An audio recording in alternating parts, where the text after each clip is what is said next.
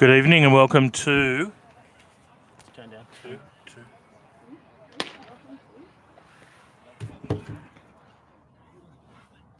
Two. Yeah, good evening and welcome to this first grade fixture here between the Central Coast Marlins and the Manly Eagles Baseball Club here. This round, I think it's round 6 fixture of the New South Wales State League. Just going through the defensive lineup for the Central Coast Marlins.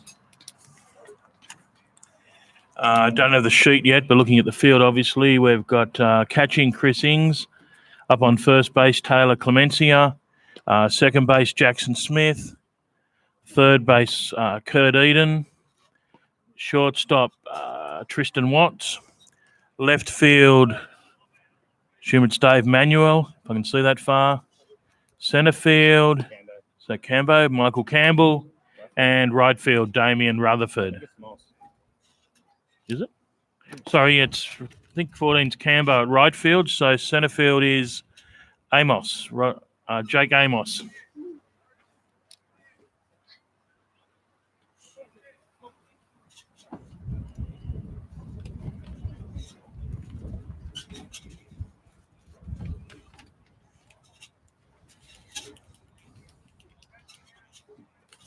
Give a spare. Hey, found it.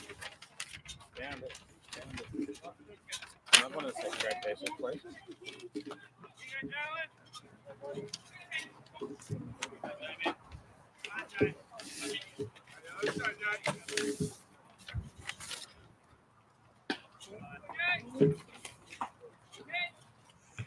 Don't have the Manly. Let's go, Jack.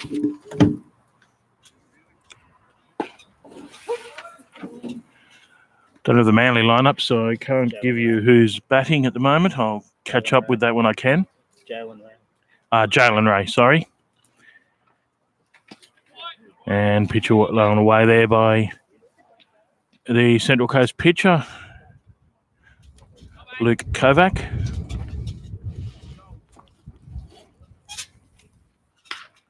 And fouls off there to the right side. The count now 2-2, I believe. Just waiting on Paul Jones to give a signal here, but I believe it's 2-2.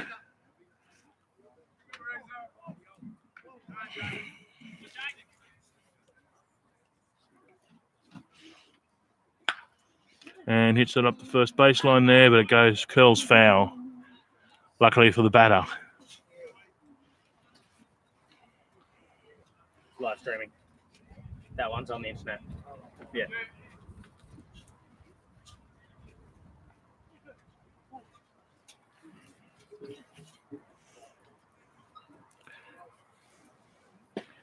And called out there on strikes. Batter actually gave himself up then and started to walk, so struck out looking there for the first out of the top of the first innings.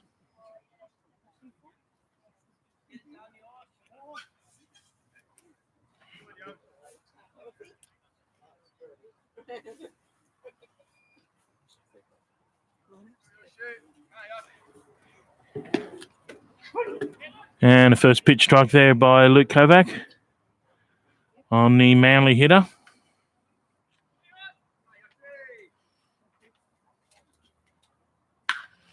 And a fly ball out there to left field. Dave Manuel plants himself under it, has to adjust at the last second, but takes the ball comfortably, moving to his left for the second out of the innings. So, and just catching up on the batter there, that was Yoshi Umezawa batting in the number 2 slot. Now in the number 3 hole is the designated hitter for Manly, Ryan Kalish.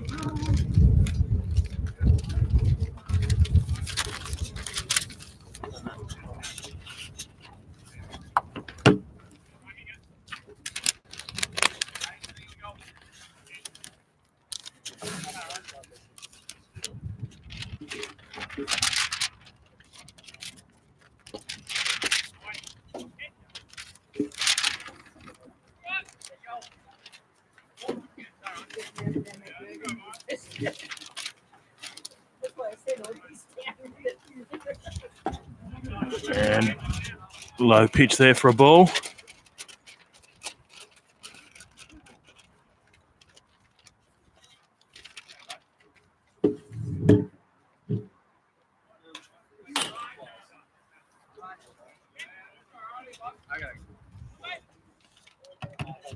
The speakers just had white noise coming through.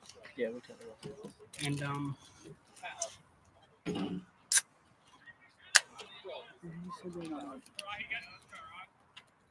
you don't have it in any of the other things.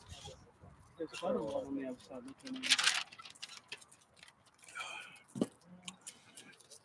This is outside for a ball.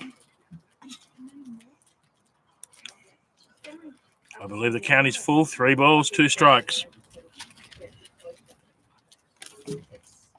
And misses low. Ball bouncing into the catcher there. So base on balls there to the Manly designated hitter, Ryan Kalish, with 2 out. Brings to the plate the left fielder, Nelson Phillips.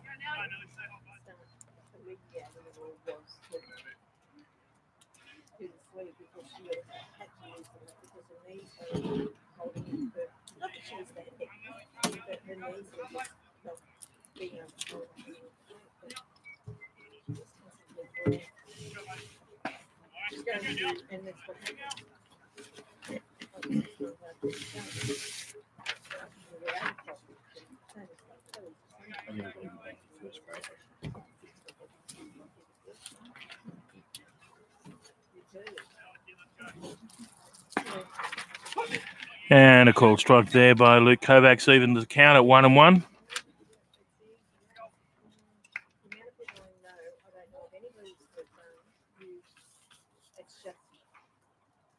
No issues, no problems.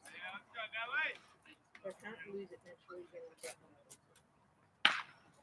one. And a ball through the infield there to right field for a single to Nelson Phillips. Vantis Ryan Kalish to second base.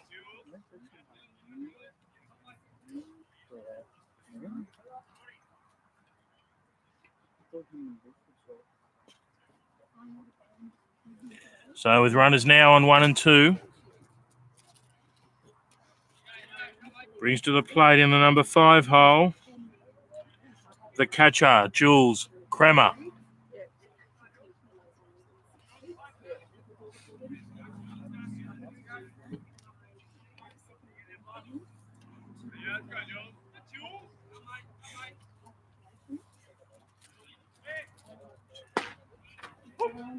And another first pitch strike there by Luke Kovac.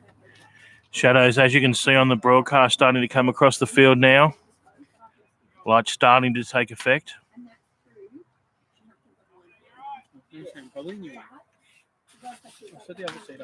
And fouls off to the right side there for strike 2.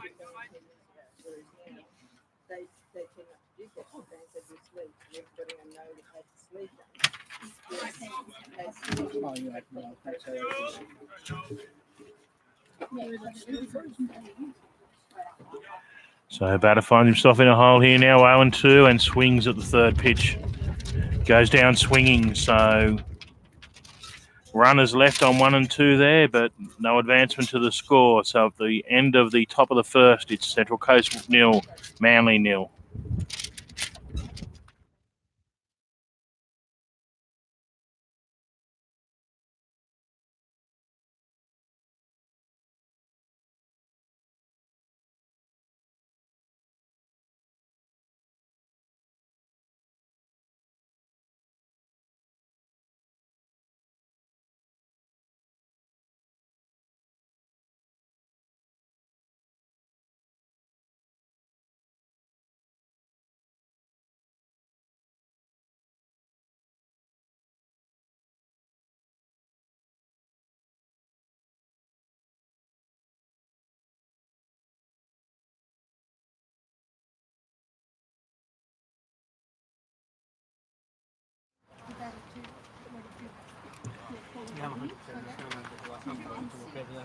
Okay, the Manly defensive lineup here. Just catching up and getting the live stream mic at the same time. Catching, Jules Kremer up on first base. Octane Butler. Second base, Joshua Beasley. Third base, Yoshi Unazawa. Shortstop, Jalen Ray. Left field, Nelson Phillips. Centre field, Adam O'Neill. And right field, Gabriel Matu. And on the mound for the Manly Eagles, of course, is Vaughan Harris.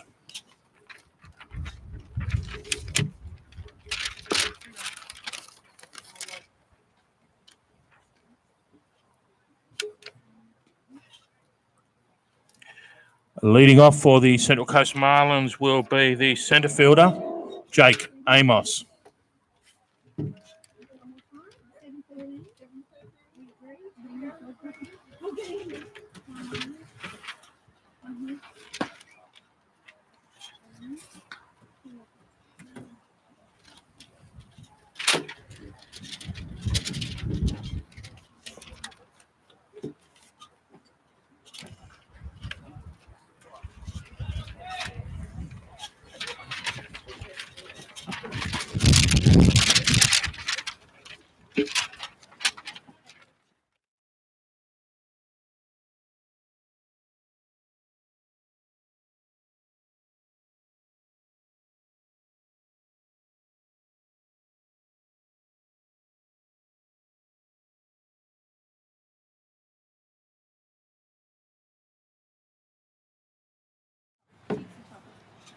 Okay, we're back here at the ballpark, and that's a strike on Jake Amos. Quickly in trouble here with 2 strikes. With 2 strikes against him. 0-2.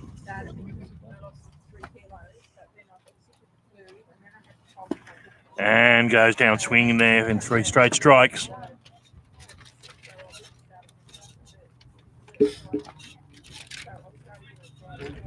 Now to the plate, the left fielder, Dave Manuel.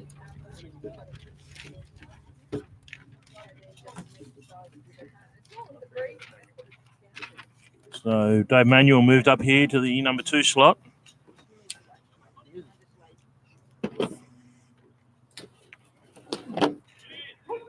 Just catches the outside corner there for a called strike, I believe. 0-1.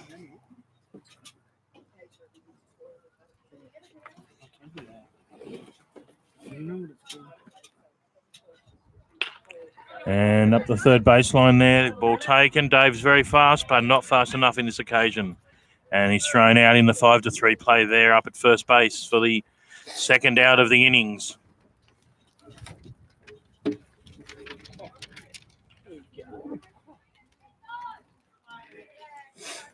Brings to the plate the right fielder, Michael Campbell. So Michael Campbell here in the number 3 spot.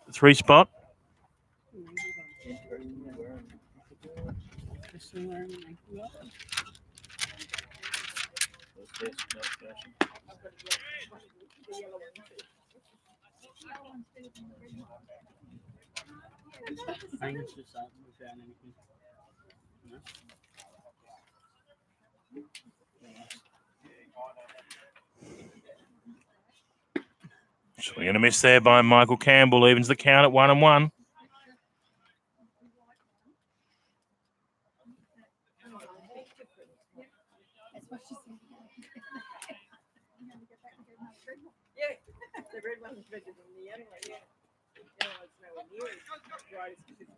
Michael managed to get under one here, but it's just basically straight down left field's throat for the third out of the innings. So the Central Coast Marlins retired in order in the bottom of the first innings with the score remaining 0-0.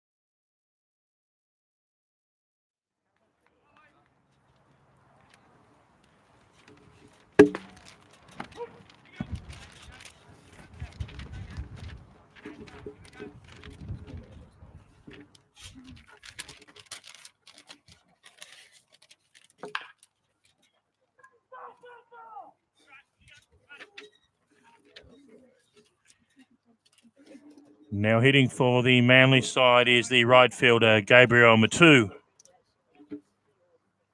That didn't work, did it? Nope. It's off now anyway. The music.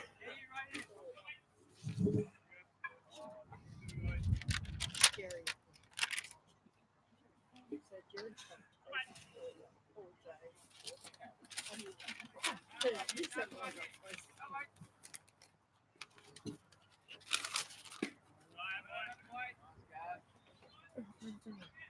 It's like dancing. That's such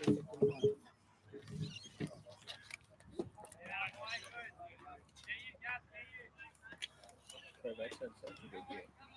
Alrighty. 2-2 count here on Gabriel.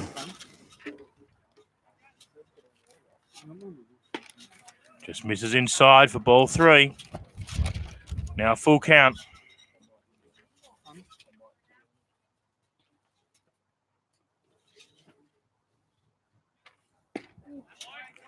And a base on balls there to Gabriel. Not the desired result there for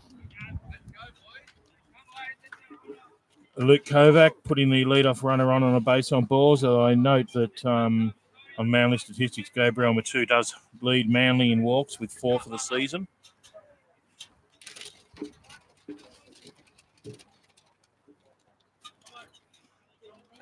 Prior to, I think, Wednesday night's game.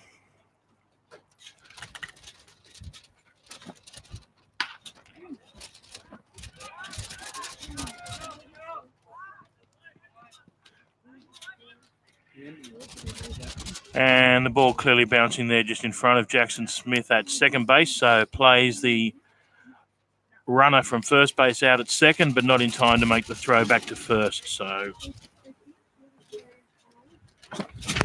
that was Tom Butler hitting then. Managed to get through to first on the fielder's choice, but Gabriel Matu is thrown out at second base.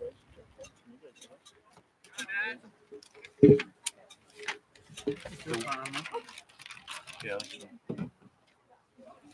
The wind is starting to, unfortunately, pick up here again. It had settled down between first and second grade, but we're starting to get the strong breeze back in again, making it difficult.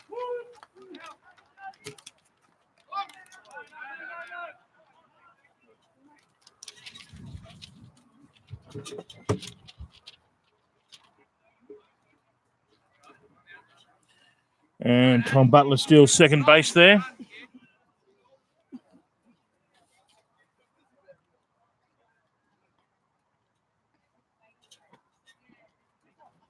Which, according to these stats, would be his first stolen base for the season, or it was before, as I said, Wednesday night, I think, when these were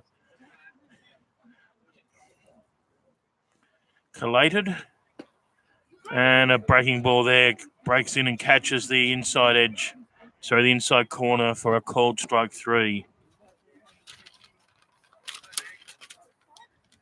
So Adam O'Neill goes down there on a called strike 3 for the the second out of the innings, and brings to the plate in the number 9 hole the second baseman, Joshua Beasley.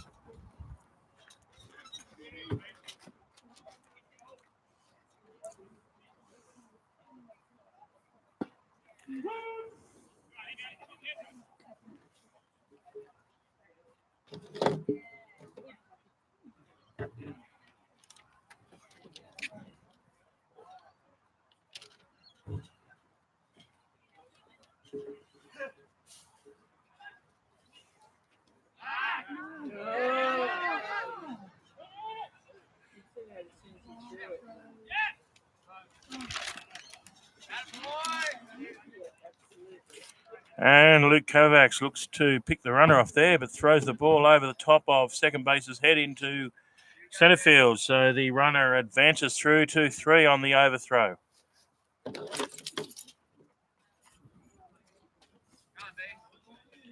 So now with 2 out and a runner in scoring position on third base.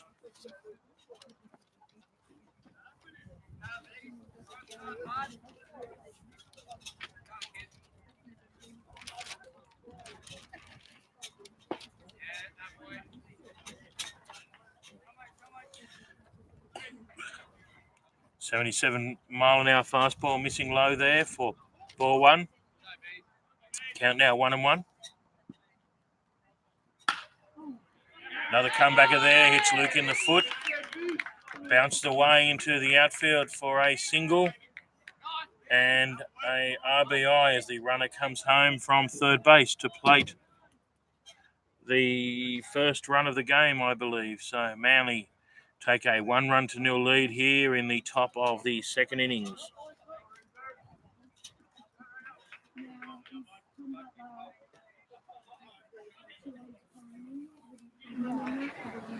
Let's go, Razor. 75. Runner goes again. There's no throw over this time. Sitting around 75. Back to the top of the order for the Manly lineup, the shortstop, Jalen Ray.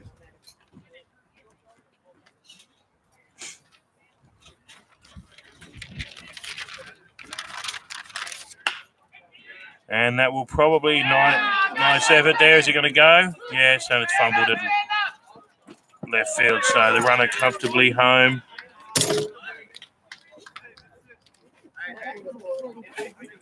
So a single just out of reach there of the shortstop to Jalen Ray, his opposite number in the Manly lineup. And another run crosses the plate, taking Manly now out to a 2-0 lead in the top of the second innings.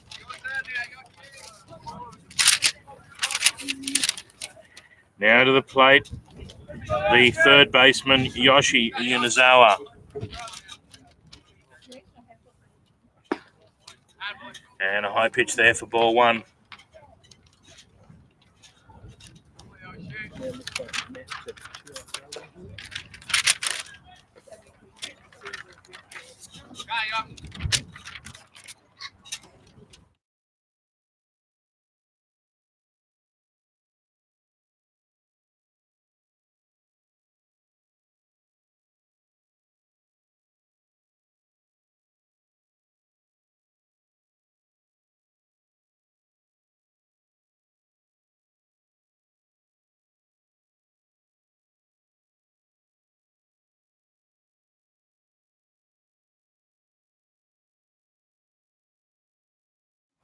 Oops.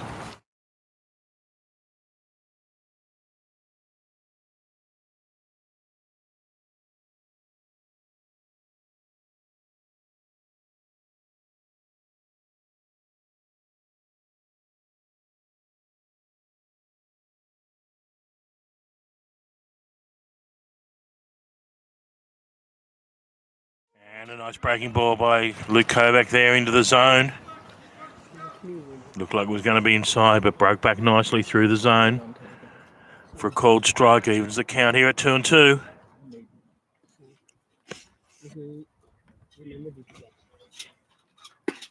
And a swing and a miss there to go down, swinging on strike three for the third out of the innings. Brings to a close the top of the second.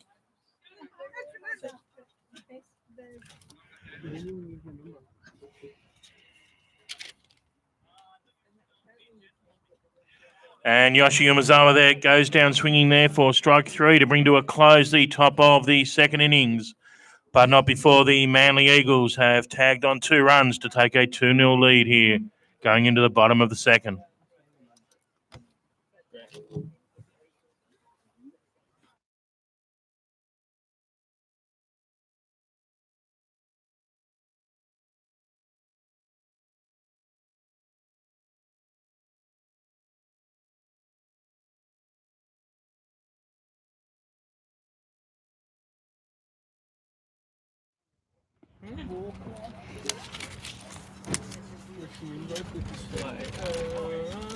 No, it's not.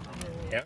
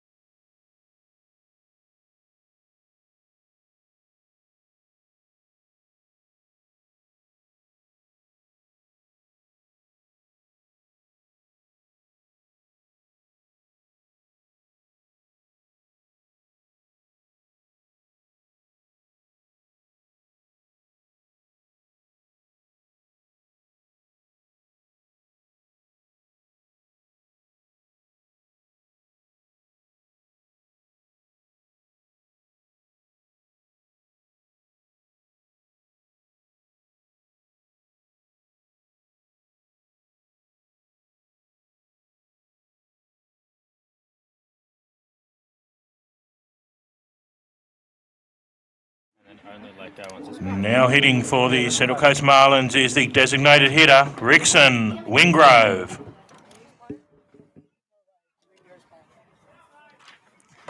Rickson, of course, just back from breakout season in the US in the Phillies Golf League organization.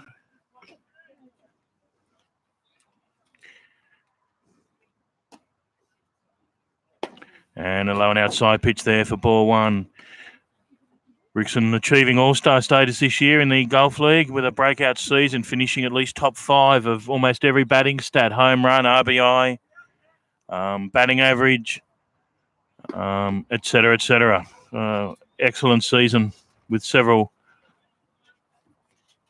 numerous multiple hit games over the season, including multiple home run games.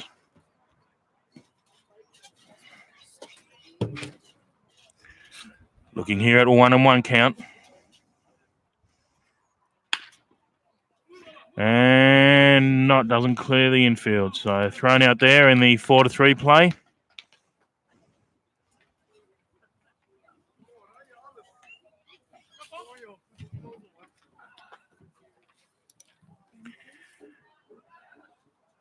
In the batter's box, the Central Coast first baseman, Taylor Clemencia. Taylor, our import from the Netherlands, now up to hit.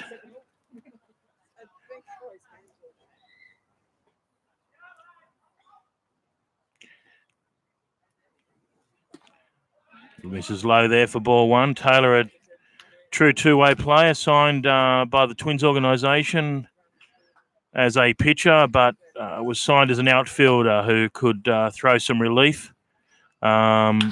And aim to turn him in, and there you go. Just demonstrates the power he has with the bat.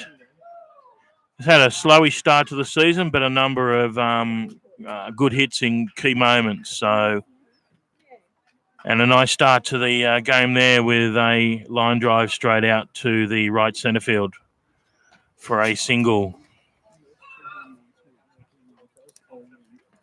To the plate, Kurt Eden.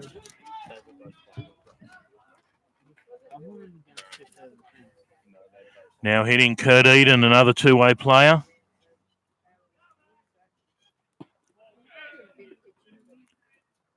Especially as a junior national pitching representative, but these days plays much more as a positional player and pitches in relief.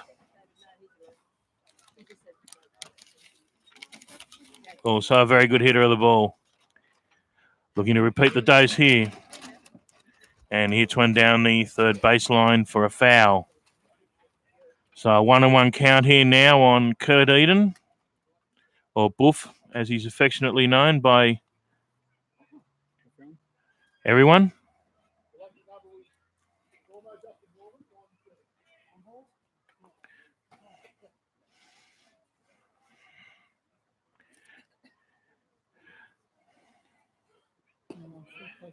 And low and outside there for ball two.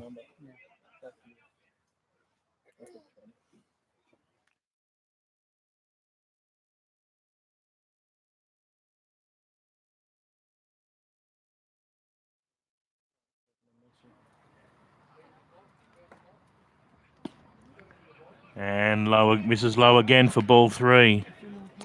So a hitter's count here for Kurt Eden. 3 balls, 1 strike.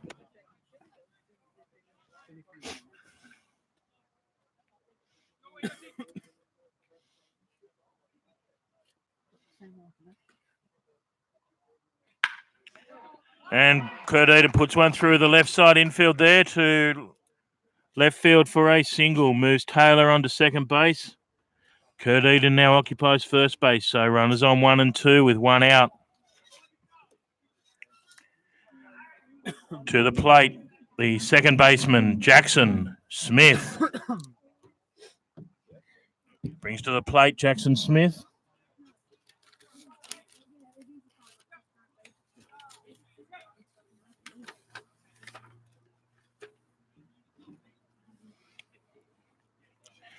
Jackson, of course, a former catcher before he injured his shoulder.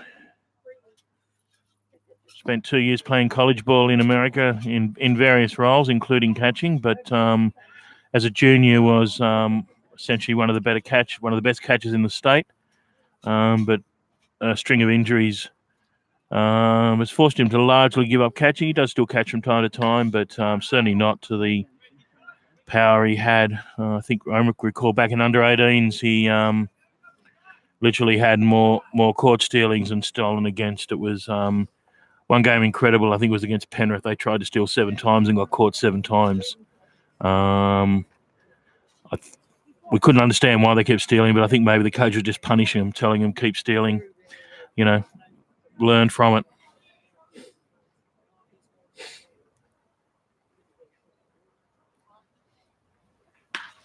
And a ball hit out there to right field. Nice range there by the right fielder, and no time there to advance on the tag up at second base.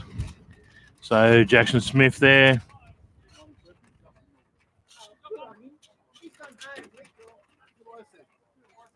Here's the second out of the innings. Brings to the plate speaking of catchers, the current Central Coast Marlins first grade catcher, Chris Ings.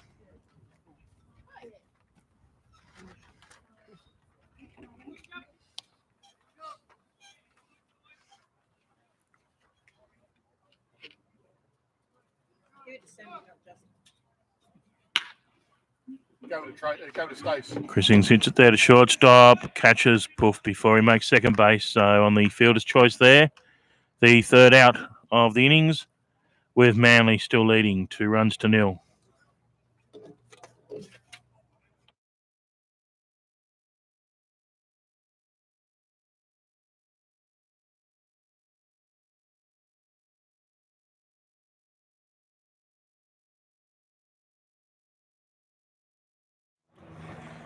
And the lucky number draw here at the ground has been run and won. Some people already aware the winner of the lucky number was number 97, Justin Norman, who we understand has left the ground, but I think we'll give him on the live stream. We'll give him 3 minutes to ring in, and if he can ring in the 3 minutes, we'll give him the prize. Otherwise, we'll give it to young Cooper or someone instead. So, don't know if Justin's listening to the live stream, but there's the challenge for you.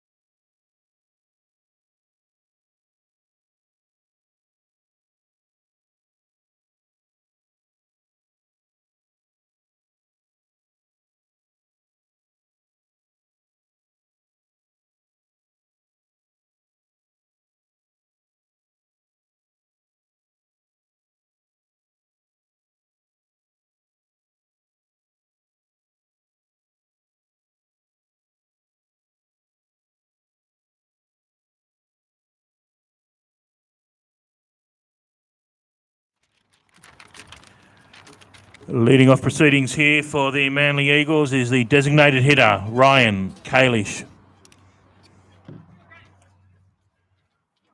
Ryan walked here, his first at bat, so Luke will be looking to avoid that on this occasion. Luke with 4 strikeouts through 2 innings, so pretty decent strikeout record there, but we are down 2 runs to 0 at the moment. And a first pitch strike there on Ryan certainly makes the pitcher's life much easier. Tempted there with a low and outside. What looked like a change-up.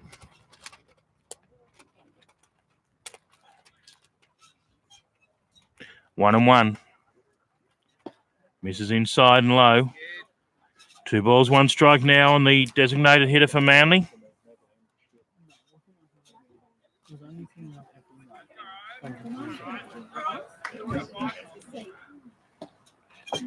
Catches the outside corner that time for a cold strike 2. So a 2-2 count. Luke looking to add to his 4 strikeouts through 2 innings here. Ryan looking to repeat the dose of his first at bat and get on base by whatever it takes, and he takes another ball low. So we now have a full count. 3 balls, 2 strikes.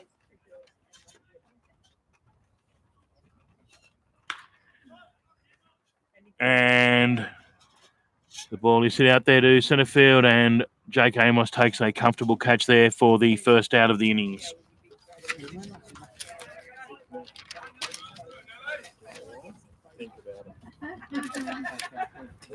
Now hitting the left fielder, Nelson Phillips.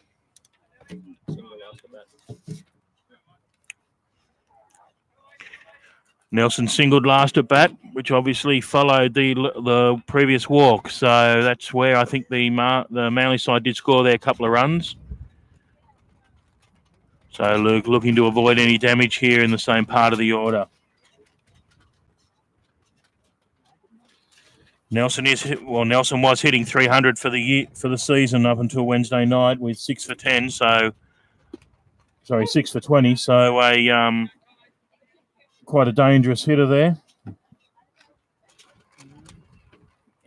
All singles, but still pretty good batting average there of 300. So, and obviously added to that in the first innings here. It's got a lot of that, but it's gone too high out to Dave Manuel at right field, who has some difficulty judging that. We're in the twilight here, so it's sort of the lights haven't fully taken effect, but I was able to adjust at the last second and take a reasonably comfortable catch for the second out of the innings.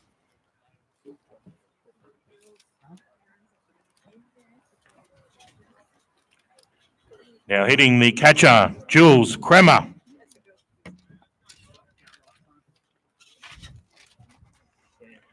Jules Kremer was one of Luke Kovac's 4 strikeout victims, so he'll be looking to add to that count here. Misses with a high breaking ball there.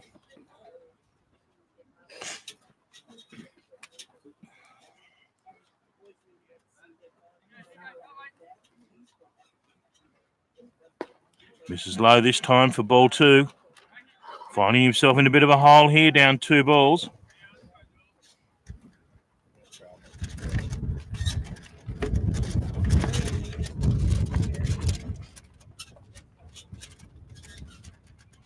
And a swing and a miss there for strike 1. So 2 balls, 1 strike. Assume we're coming through nice and clear on the live stream. We've had no comments at all on there. Yes, we do. Now we do. And another swing and a miss there by Jules Kremer. Evens the count at 2-2. Comment there from Ride Little League. Congratulations on the stream. And we should mention there, shout out to Ride. They were the sort of innovators in launching the streaming process for the competition. And kindly provided sort of assistance and advice, and a swinging strike there and the ball gets away, so he'll make it safely through to first base on that. So it's another strikeout there for Luke statistically, but unfortunately for the Central Coast Marlins, it's also a base runner.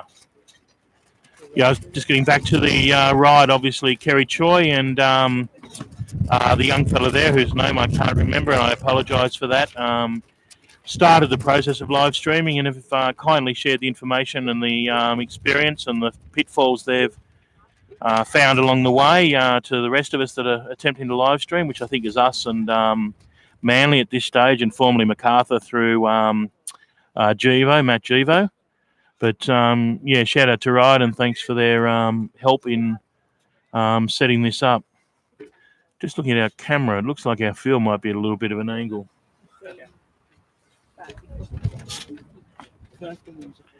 And the runner goes on a hit and run, and it's hit straight through the gap. The shortstop breaks, runner turns the corner and moves on to third base. Nice base running there by the Manly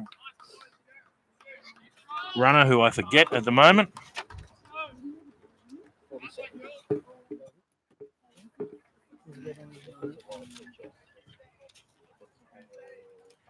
The young catcher, Jules Kremer, who of course got on the dropped third strike, but that's the game of baseball. And then advanced to third base on the hit and run.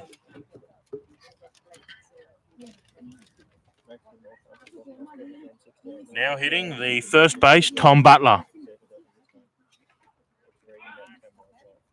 Our field looks a little bit. Oh no, I haven't. Can we sort of move the camera? On that, it looks fine. I'll get the stream up here. Yeah, nothing okay there. Mrs. Low and outside for ball one.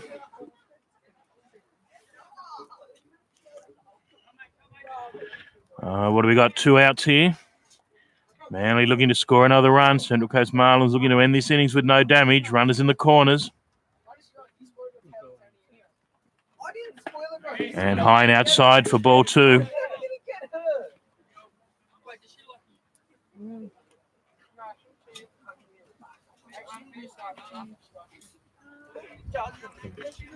So 2-0 count now on the batter.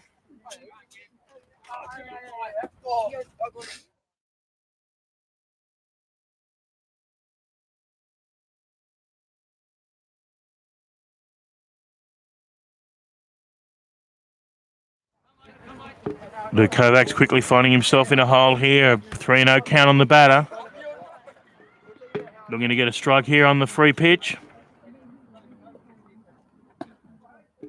Misses the inside corner, so that loads them up. No real damage there with an empty base at 2, but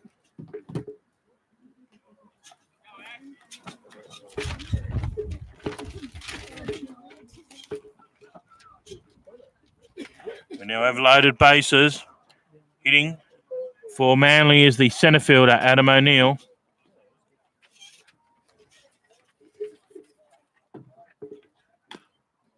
And he bounces one there in front. Oh, and he beats the throw out there to 1 with the unintentional bunt.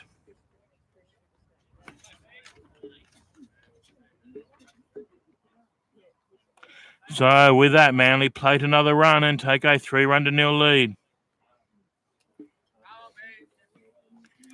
Adam O'Neill beats the throw out there to 1. Manly take a 3-0 lead. RBI single last of that. Sorry? He got an RBI single last of that. Now hitting for the Manly side, Joshua Beasley.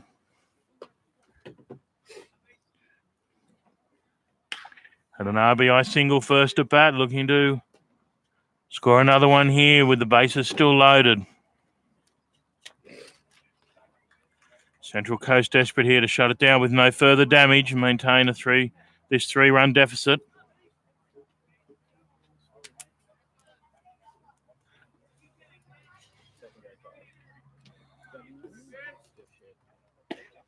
Breaks in there for a called strike.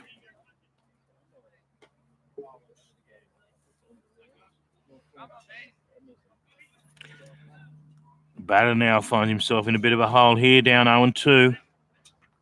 Luke looking to shut this innings down without any further damage. Catcher sets up outside, but Luke goes too wide, doesn't get the call. 1-2.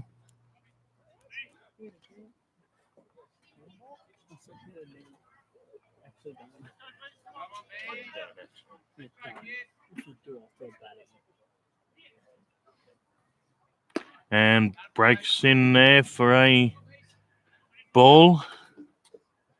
Not sure if that was higher inside. Looked a reasonable pitch from here. But doesn't get the call, so a 2-2 count.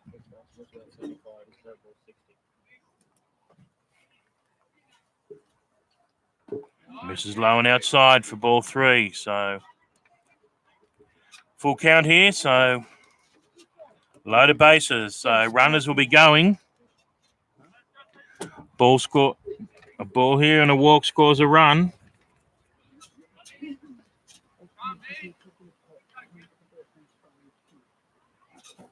Runners go and the batter swings. Possibly at a low one there. I think he might have given one away there, but we'll never know. But he's out on strike, so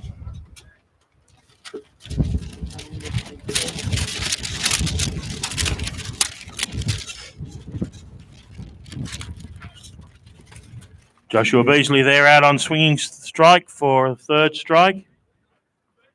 Brings to a close the top of the 3rd innings, and Manly have taken a 3-0 lead.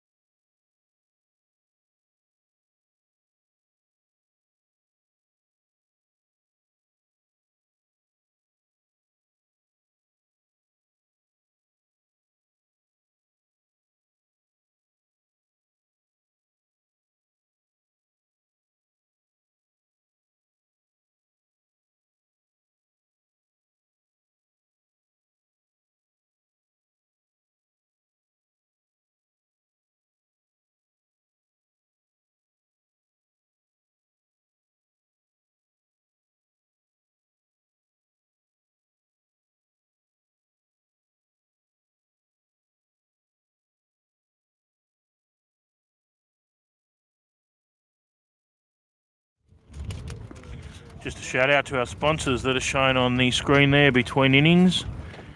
We thank all our sponsors for their support this year. It's certainly made life a lot easier for the club and enables to keep players' fees to a minimum.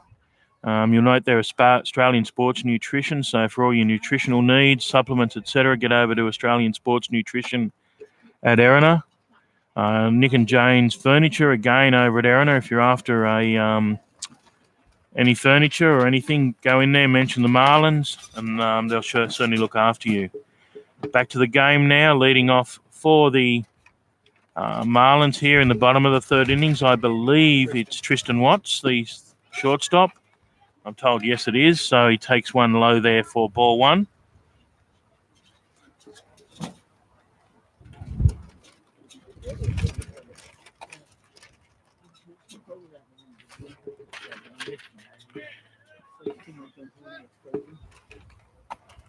And another one low and outside for ball two.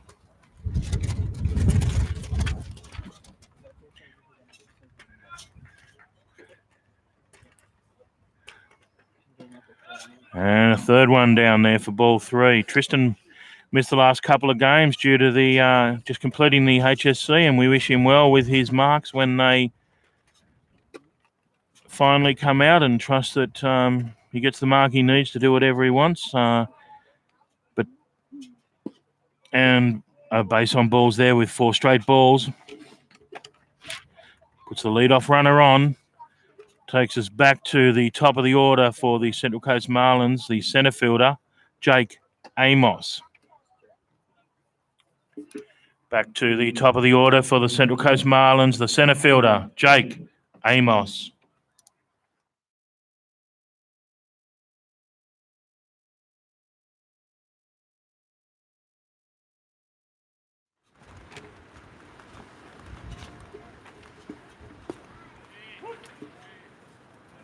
After 4 straight balls, Michael managed to throw a strike there on Jake Amos. So Jake Amos finds himself down 0-1.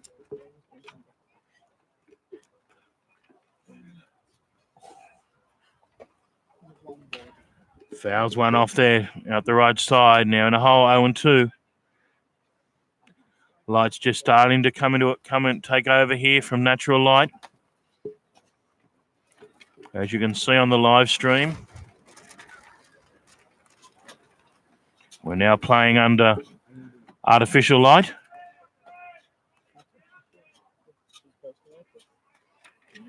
Getting towards the end of twilight.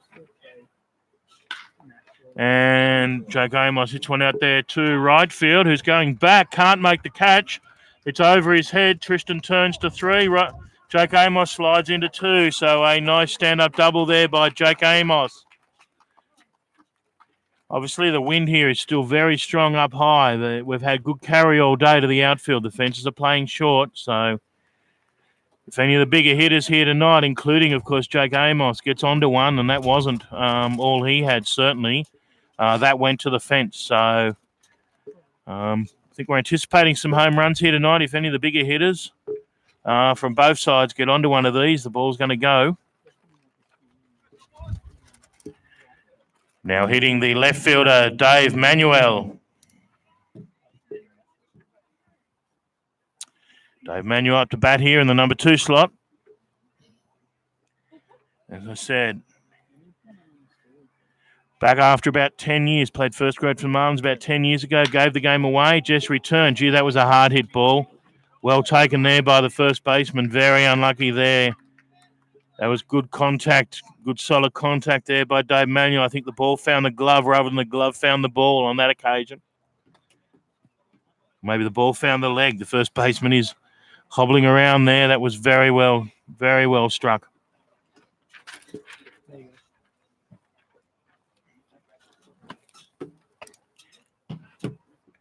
Now hitting the centre fielder, the right fielder today, Michael Campbell. So Michael Campbell playing right field today for the first time, played centre field up till now, who of course will join the Blue Sox squad in a few weeks as they launch the ABL season. So we'll lose Michael for some of the games over the Christmas period once the ABL starts. But we, as with all our players, we wish them luck and prosperity in the ABL. We deny no one the opportunity to play in the ABL. We encourage our players to do so, and we hope Michael's not the only one, but we'll see what happens. Of course, Rickson Wingrove is playing also in the ABL for the Adelaide Giants. And we also wish him luck. Just not too much luck when they play the Sydney Blue Sox. But other than that, he can hit as many home runs as he likes throughout the season, but just have an average game against the Blue Sox.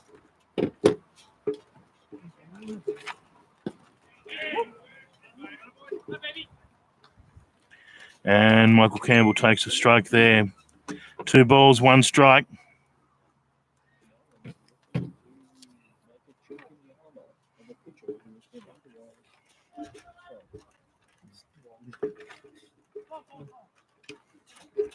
Is it number 1?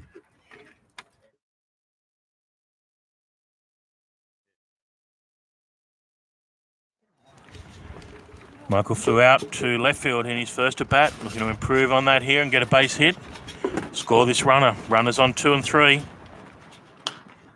And fouls off there into the fence on the left side. Evens the count at 2 and 2. So with 1 out, Michael Campbell here looking to score the first run of the game for the Marlins. Or better still, probably with a safe hit, score the first 2 runs with runners on 2nd and 3rd.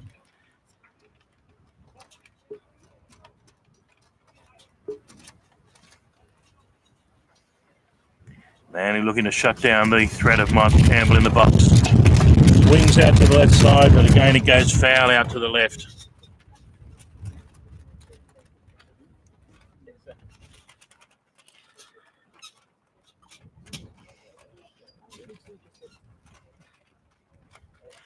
Hope our stream's coming through. We're getting huge fluctuations, I note, in the numbers watching. So maybe people are just switching on and switching off. But I hope we're not making you switch off. But certainly we're getting significant fluctuations, I note, in the numbers watching. But perhaps just people who are out checking in as they sneak away from the buffet or wherever they are on this quite nice Saturday night. We're at the ballpark. And there's a line drive out to right centre field by Michael Campbell, who will score the 2 base runners. Michael turns the corner, runs to second, and a stand-up double there to the Central Coast Marlin right fielder.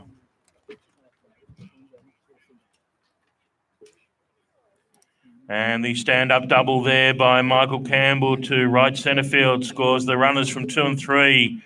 Narrows the gap now to Manly 3, Central Coast 2.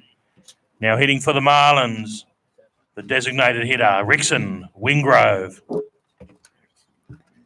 Rickson Wingrove up to bat again for the Marlins. One player who'll certainly get it over that fence with that wind up there if he can get some good clean contact here tonight. And there's clean contact along the ground out to right field, but a nice hit. Michael Campbell turns the corner going home. The ball's been fumbled, so he'll make it easily. So a safe hit there by Rickson Wingrove, I believe. I don't know if it... So just got that a safe hit? Just got that a safe hit? Yeah. Just checking with the official scorers to make sure. I thought it would be a safe hit, but... yeah, so a safe hit and an RBI there. Welcome back to Rickson Wingrove. A hard hit ball there to the 3rd baseman. I think it hit his foot before he knew it was coming. So clearly not an error.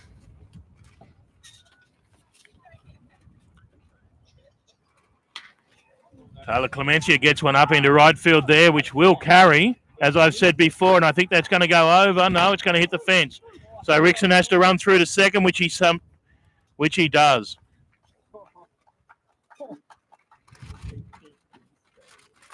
I think that's about the 4th or 5th time Taylor has been within about 10 foot of the fence since coming over, but has not been able to clear it yet.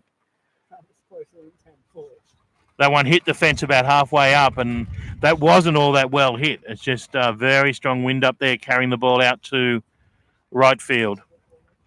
We have a visit here from the Manly coach.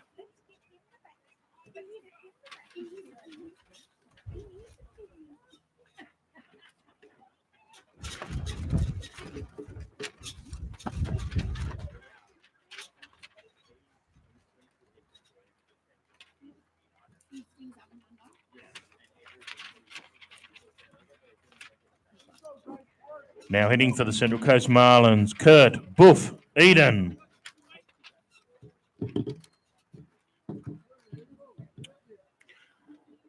Marlins looking to continue this innings on here, having already played at 3 runs and tied the score up 3-3, looking to take the lead. Runners on 1 and 2, 1 out. In the batting box, the dangerous Kurt Eden can also hit a long ball.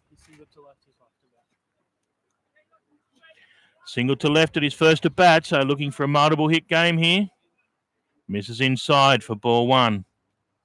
So 1-1 the count.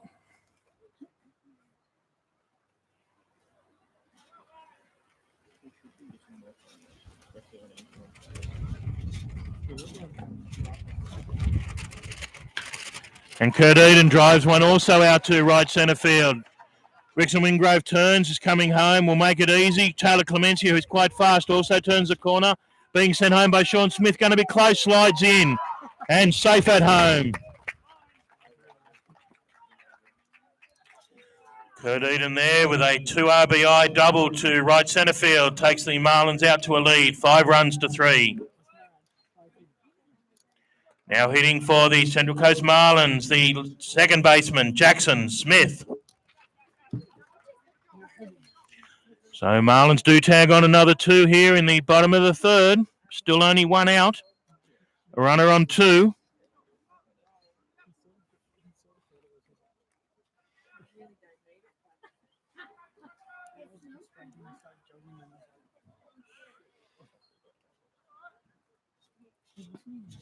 Misses low and outside. Got a feeling there's going to be a lot more runs in this game. As I've said, there's a very strong breeze blowing to the outfield, so I think we're going to have quite a few more runs. People just need to get good contact.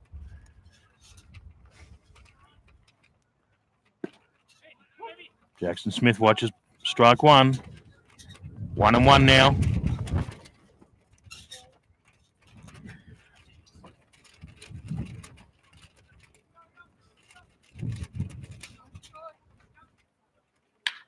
And Jackson Smith drives one up the centre. Kurt Eden's turning. Second base, the ball's thrown in. No, Sean Smith holds him up. Jackson turns, dives into second base. So, a double there to Jackson Smith. Kurt Eden not as fast as the previous runners. Not slow, but not as fast as the previous couple of runners. Holds up on 3. Ball also not hit as far. Now to the plate, the catcher, Chris Ings. So still with 1 out, runners on 2 and 3. Chris Ings looking to continue, Manly playing in.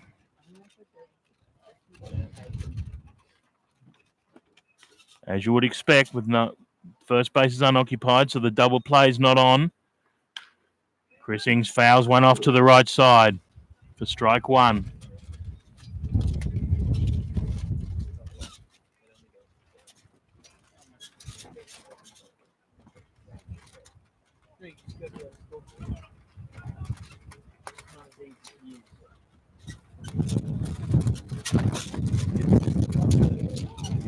And Chris Ings hit by pitch there.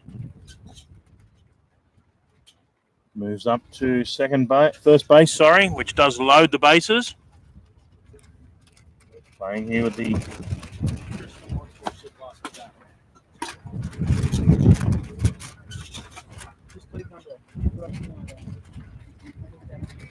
some of the effects I've got. So there we have a split screen.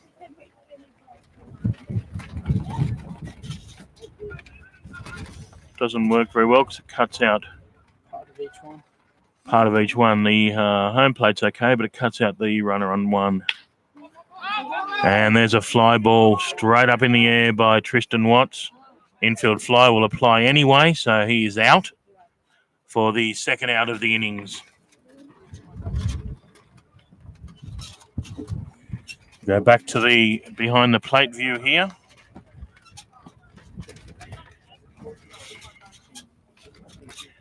Tristan Watts flies out there on the infield fly. Goes back to the top of the order, the centre fielder, Jake Amos. Strike out in his first at bat and a double in his second. Jake Amos struck out in his first at bat, but then a double at his second with a couple of RBIs, I think, from memory. And a swing and a miss there for strike one. 2 out now. Loaded bases. Marlins still looking to tag more runs on here. Don't want to leave them out there. Manly looking here to shut this down without any further damage. And a foul ball there for strike two. So Vaughan Harris now 1 pitch away.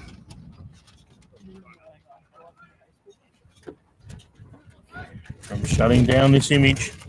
Apologies for the wind noise. We got the wind back again quite strong.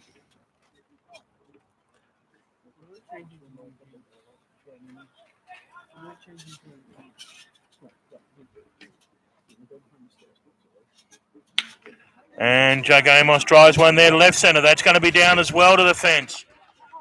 Kurt Eden crosses the plate. Jackson Smith crosses the plate. And Chris Ings holds up on third base. The single there to left centre by Jake Amos plates a further 2 runs. Marlins now leads 7 runs to 3. And it looks like we have a visit. I'd say we're coming out of the game now. I think this is the second visit of the innings.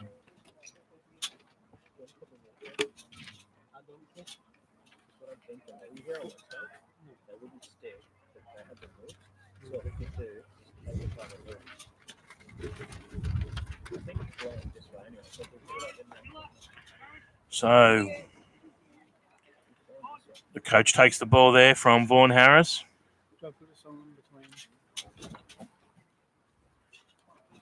Where are we going? We're going to the bullpen.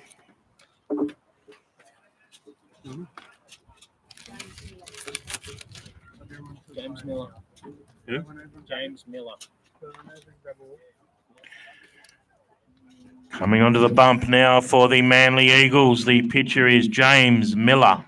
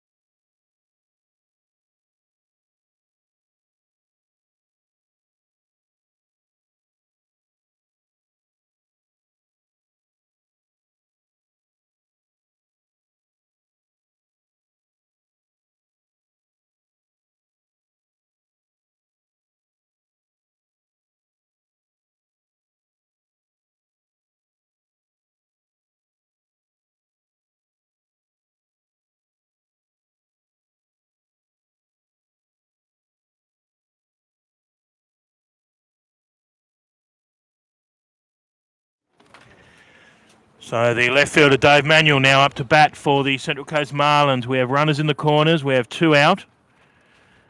Marlins, I think, have tagged all 7 runs on in this innings, hit a 7 spot. Looking to continue that. There's still a runner in scoring position on 3. Starting with a breaking ball there by the new pitcher, James Miller.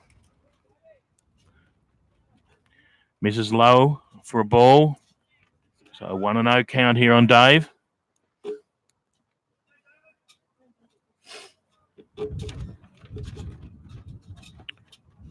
Takes his time, throws across to 1. Of course, being a left-hander has the advantage of looking that way. But I don't think Jake Amos is going anywhere in a hurry at the moment.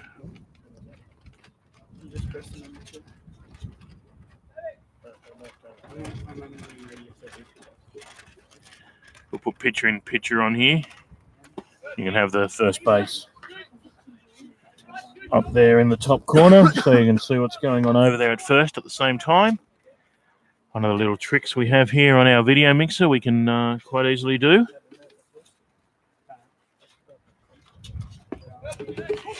And there's a called strike for the first strike, so we now have 2 balls, 1 strike.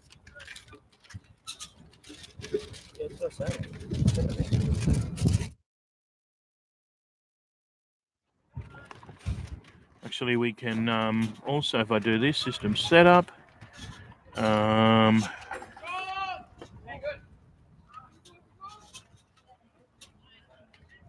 Make it bigger. I can make it a bit bigger as well. So let's do that. And then I'll give you an even better picture of it. So he's moved across to 2 there while I was doing that.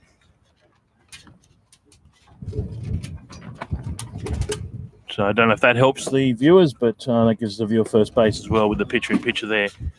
And there's a base on balls to Dave Manuel. And a base on balls there to Dave Manuel. Loads them up again. Brings to the plate the right fielder. I'll get it right eventually. Michael Campbell.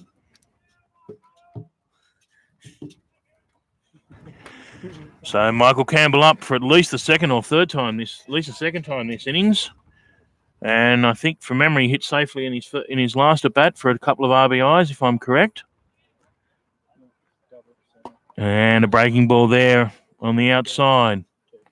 Double to center with 2 RBIs. Yeah, double to center with 2 RBIs. There's been a few of those this innings, obviously, with 7 runs tagged on.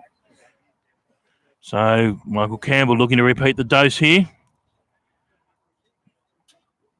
And there's one down the middle for a called strike. If you're watching on the live stream, let me know if you like the picture in picture with the first base showing at the same time. Should we leave it on when we've got runners on, or should we turn it off?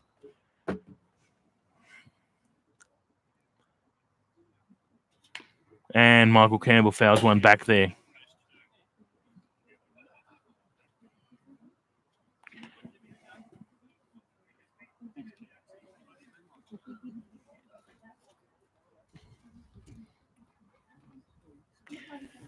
So Michael finds himself here, 1 ball, 2 strikes.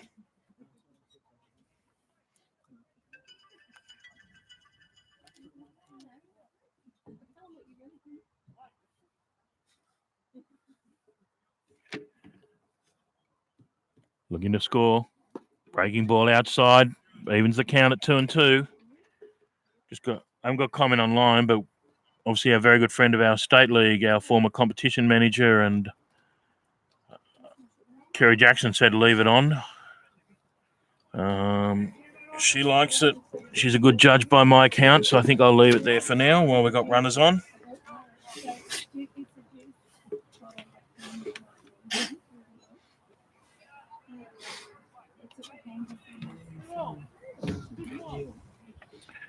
So full count here now on Michael Campbell. Fought his way back to a full count, 3-2. Loaded bases, obviously runners going. Anything could happen here. Runners go. Michael Campbell swings. It's out to centre field. Centre field's coming round. It's out of reach and over his head. So it's into the fence. 2 runners home. The 3rd runner turns and plates a 3rd run. So a 3 RBI double there to Michael Campbell for his... Michael Campbell there with another double to centre field for his 5th RBI of the innings. Takes the score out to the Marlins 10, Manly 3.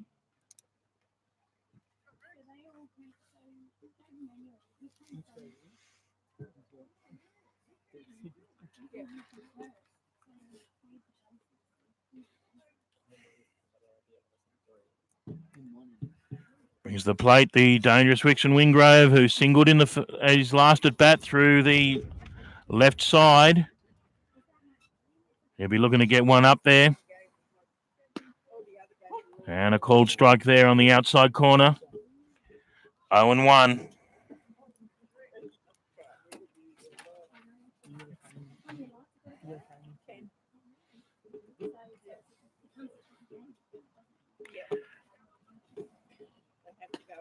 Rickson holds off that breaking ball. Obviously a breaking ball pitcher here, the Manly pitcher. I think he's throwing more breaking balls than fast balls. Nice shape on the breaking ball.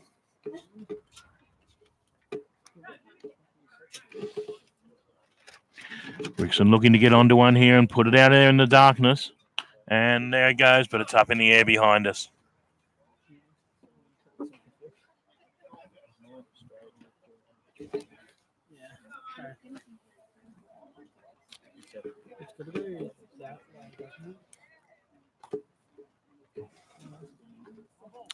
So as I said, Michael Campbell has 5 RBIs this innings of the 10 runs scored.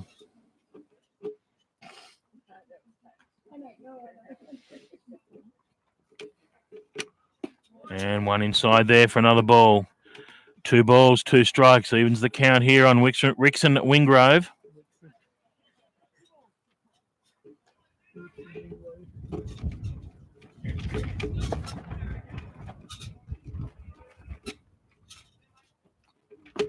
And a swing and a miss. Goes down swinging for strike 3. And Rickson Wingrove goes down swinging there for strike 3 to bring a close to the bottom of the 3rd innings, but not before the Marlins have managed to plate 10 runs, taking the score now out to Central Coast Marlins 10, Manly 3.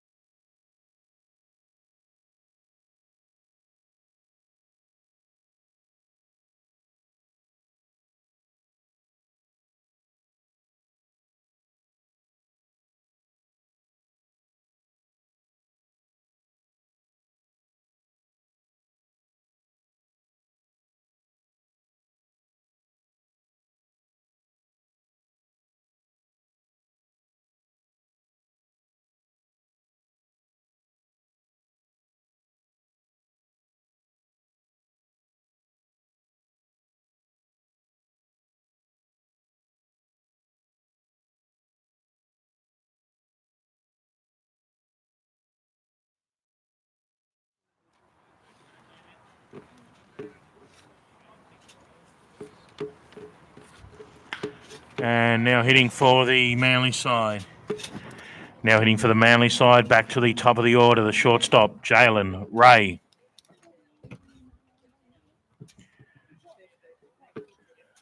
So I think this will be his 3rd appearance for Jalen. And hits one there up the left side, goes just foul, misses the 3rd base by less than 6 inches. Turn that pitcher and pitcher off, given that we don't have any runners on at the moment, and we'll go back to that when we do have runners on. And a low ball there. So that 1 ball, 2 strikes here on Jalen Ray.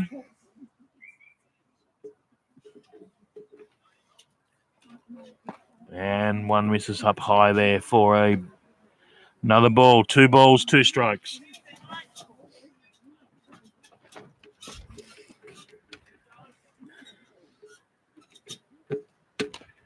And fouls one off there through his legs.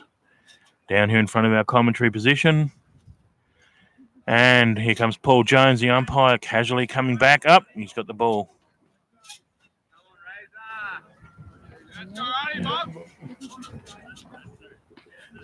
Don't think I mentioned tonight, the 3rd team on the diamond, the boys in blue, behind the home plate. We have the well-known and highly respected Paul Jones, and that one's behind the back of the batter. for ball 3. And up on first base, of course, we have our own ABL umpire, Bobby Crawford. So full count here on Jalen Ray. Looking to be the first base runner here for Manly in the top of the 4th innings, but he fouls one off again over to the left side.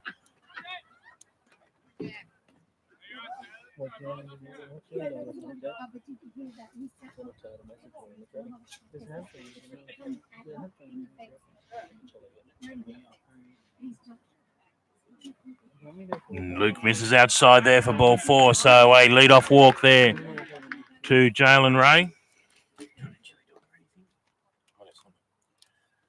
Lead-off walk there to Jalen Ray brings to the plate third baseman Yoshi Unazawa.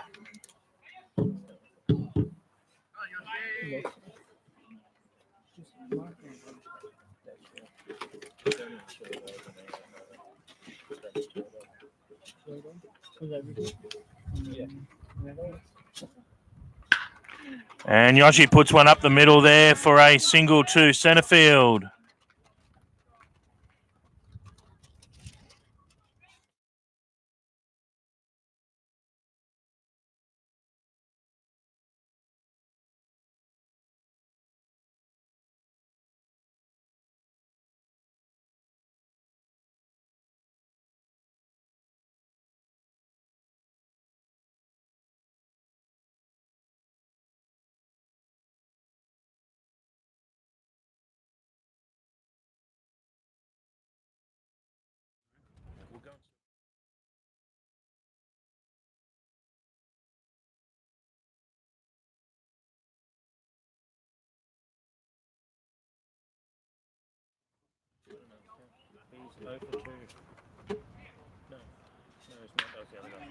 And a hit out here to right centre. I think they will drop down as well. Hits the fence on the full.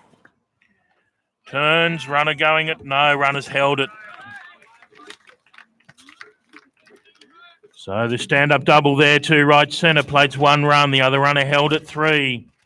So with runners now in scoring position on 2 and 3. Brings to the plate the left fielder, Nelson Phillips. And the score now, Central Coast Marlins 10, Manly 4.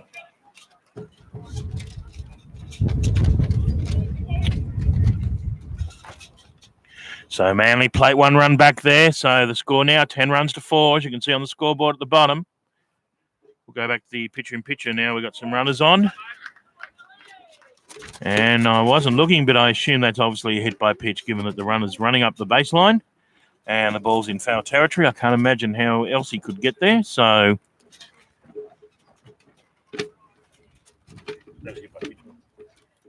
I conferred it was a hit by pitch.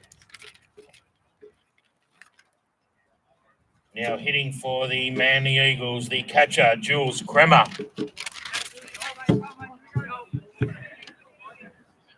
The young Manly catcher here, Jules Kremer, now in the box. Loaded bases, none out. Looking to pull some of this deficit back.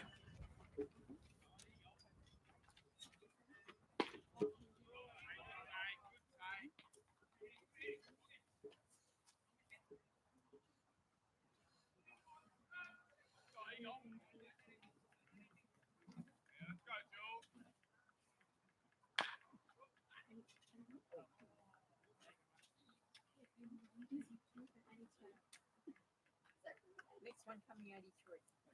Let's go, Jules.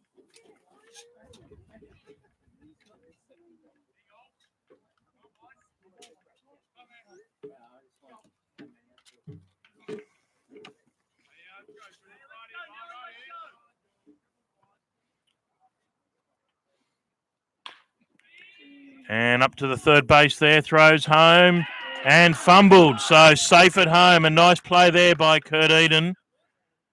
Throw was home in time, but it bounced out of the glove of the catcher, Chris Ings. So the runner.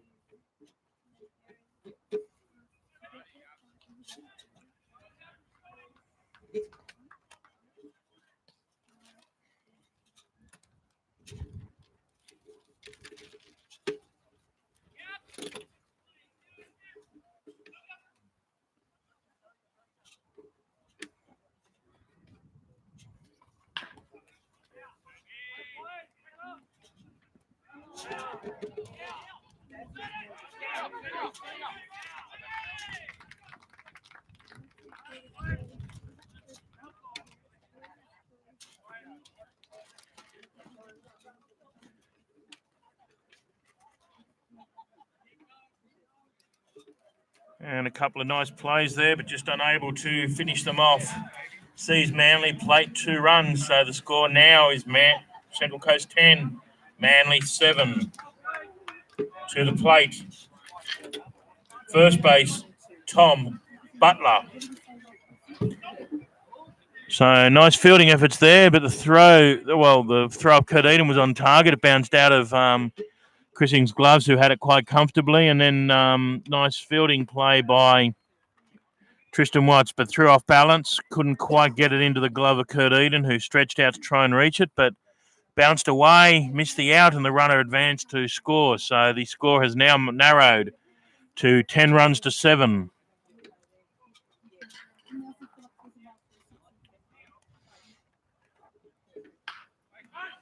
Not going to guess whether they were, obviously the Kurt one would have been an errored. Clearly that was dropped. The next one possibly would have errored the throw, I would say, not the catch. This was a 5-2. Up there was a wild throw. Just to confirm, it was the way I called it. So nice fielding, but unfortunately the wild throw didn't quite finish the out, and a low pitch there. Runner looking to advance, both runners. Oh, nice pick up there by Taylor. That was almost thrown into the outfield. But a nice grab there up on first base. So both runners there look to advance, got caught.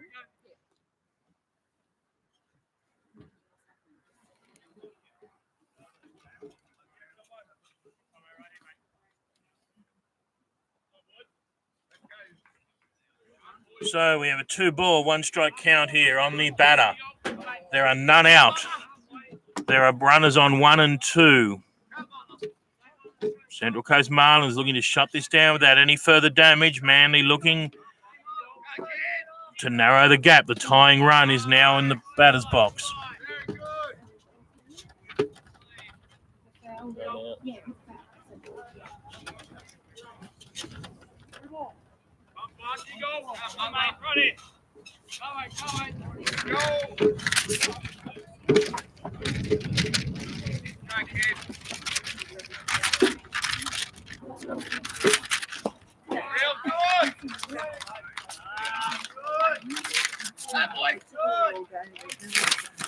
So a base on balls there, loads them up.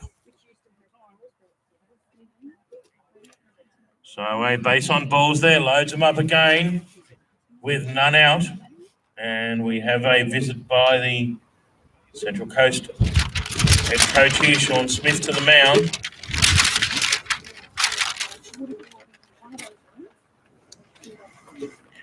So Sean out here to talk to the pitcher, Luke Kovac. I'd say he'll take the ball from him now. I think Luke must be up nearly around 100 pitches. I think he's going to leave him there for a little bit longer. Yeah, he is. Trusting his arm. We do have someone up in the bullpen, just trying to see who it is. It's a right armer. I understand it's Ryan Hudson up in the bullpen warming up.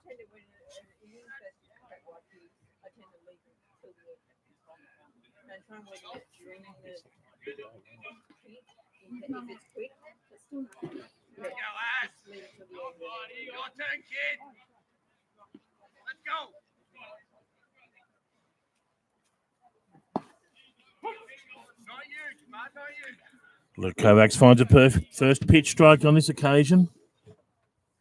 So an 0-1 count. Who we got here? We've got centre fielder Adam O'Neill, just checking the line-up, and that one's down in the dirt for a ball. So 1-1.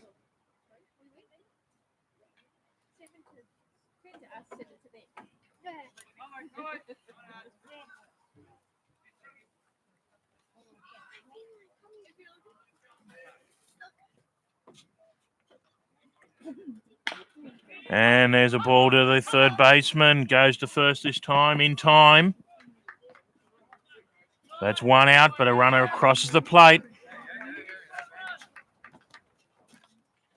Narrows the score. Now 10 runs to 8.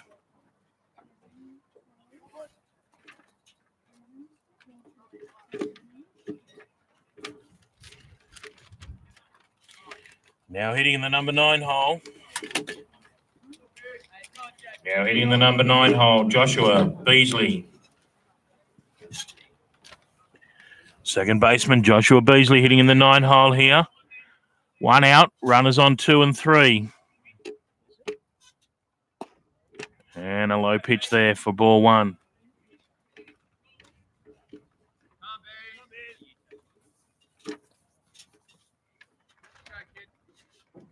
Looks like we've lost one of our cameras momentarily. I'm not sure why.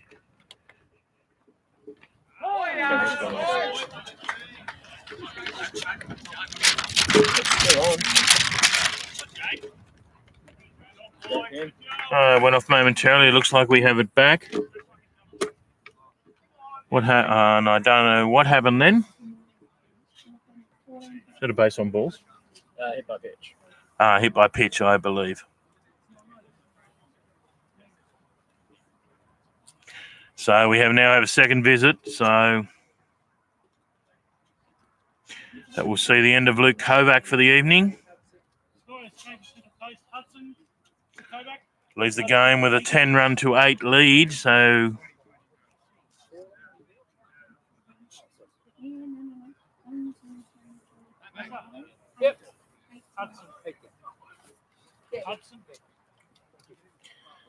pitching change now for the Central Coast Marlins. Luke Kovac, has pitched through 4 1/3 innings, I believe. 3 in the third. Sorry, 3 1/3. Leaves the game with a 10-run to 8 lead and hands over to the young Ryan Hudson on the mound. If you want to put it in.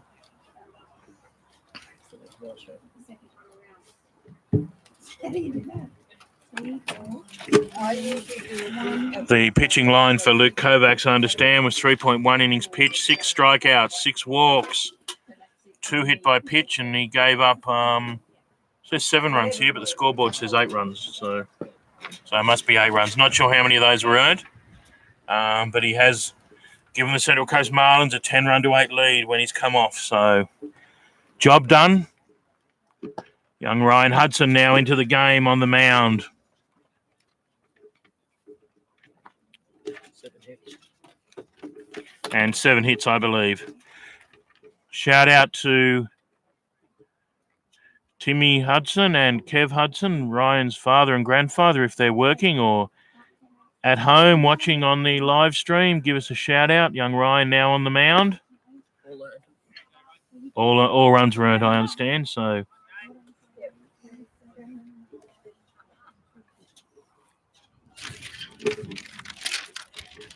back to the top of the order for the Manly Eagles, the shortstop, Jalen Ray. So we're back at the top of the order for the Manly side here with loaded bases, 1 out. Central Coast Marlins looking for the double play here to shut it down. Manly looking to promote these runners and score.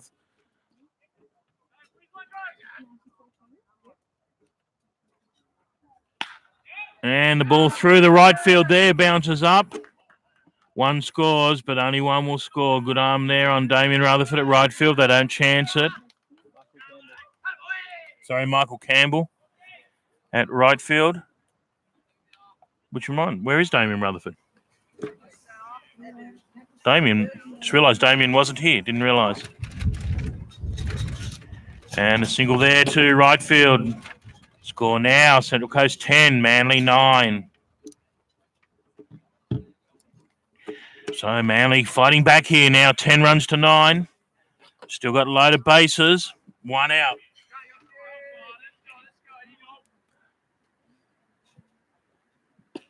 Misses outside for ball 1. We'll go back to pitcher and pitcher now that it's working again. With runners out there on the bases.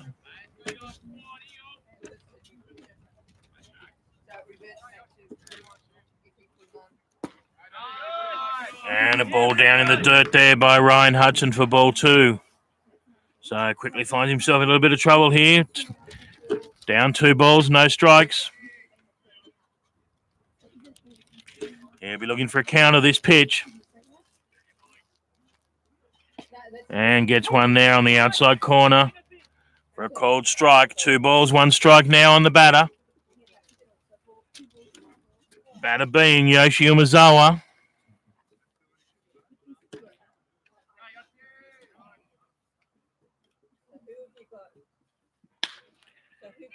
And another one there through the right side, but holds up again. They won't run on Michael Campbell's arm.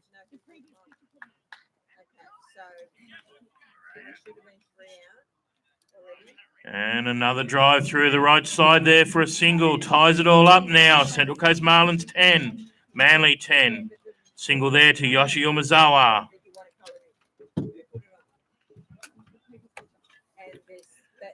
Back to the designated hitter, Ryan Kalish. So Manly now looking to take the lead here. They've tied it up, 10 runs apiece. Still only 1 out. Central Coast badly need the double play, but gets a swinging strike at least.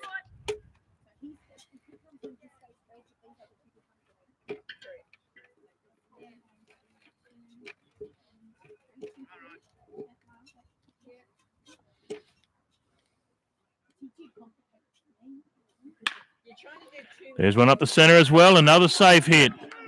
Coming in again, Amos. They won't run on his arm either. So nice to have strong arms out there in the outfield. It certainly saved a couple of runs here, but Manly have now taken the lead, 11 runs to 10. And a single up the centre there. And Manly now taking the lead, 11 runs to 10.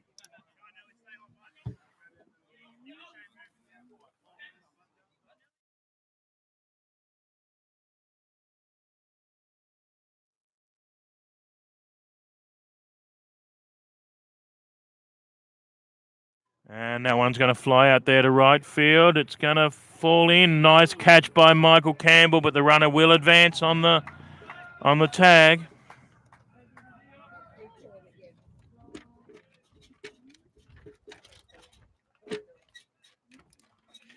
Nice catch by Michael Campbell out there at right field, but the runner advances on the tag.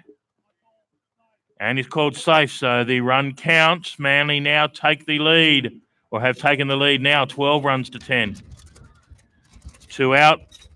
Runners in the corners to the plate.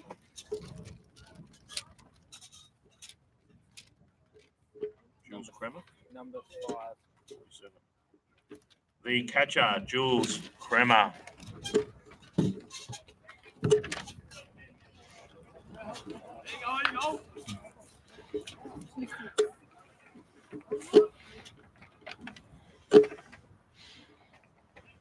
They've answered our 10 with 10 runs back. They've answered our 10 runs with 10 runs back. Oh, 9. No.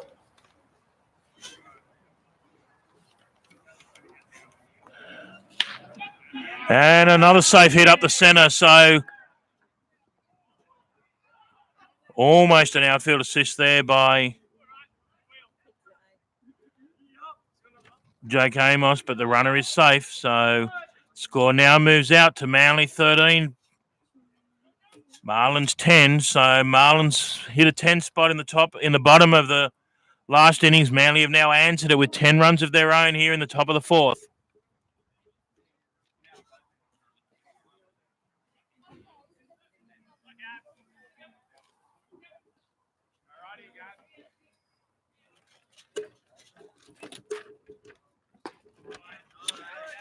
Misses Lone outside there for ball 1.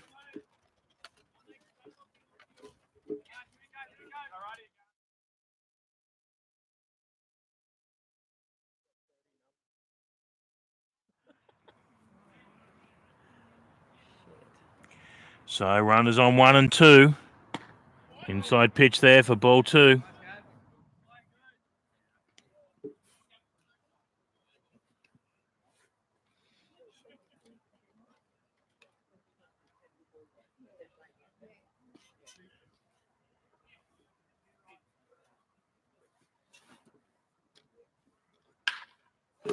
And a foul ball out The right side there.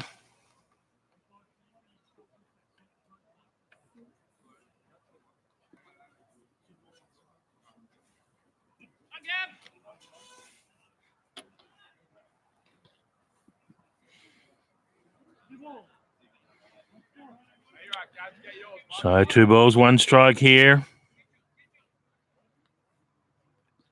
2 out. Runners on 1 and 2. Ryan Hudson looking to shut it down, and a called second strike there. So 2 balls, 2 strikes.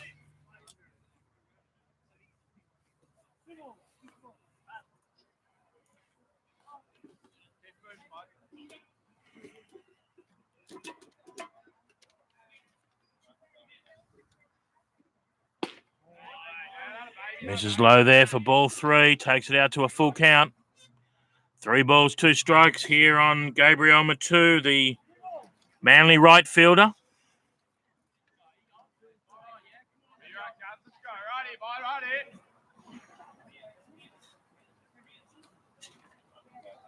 Runners go, and the ball flies up there out to a short centre field. It's going to keep going backwards, and it is dropped. So another run crosses the plate.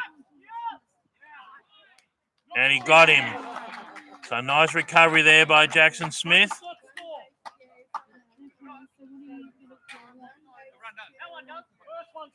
Yeah, first one scores, second one doesn't.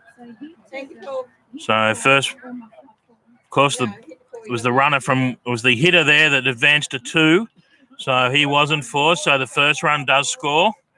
It wasn't an advanced play. The second one does not score because it's a time play. So that will take the score out to Manly 14, Marlins 10. And then he was out on a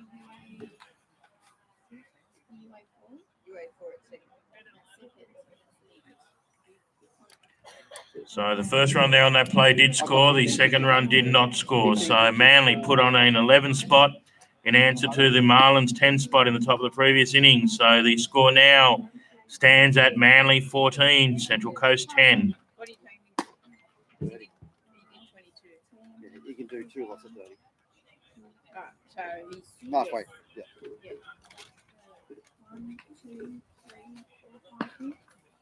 I'm back. I started helping him. Where's my chili dog? They had to cook more hot dogs. They can cook. I had to cook them. Because when I was in there, I had 5 people of hot dogs.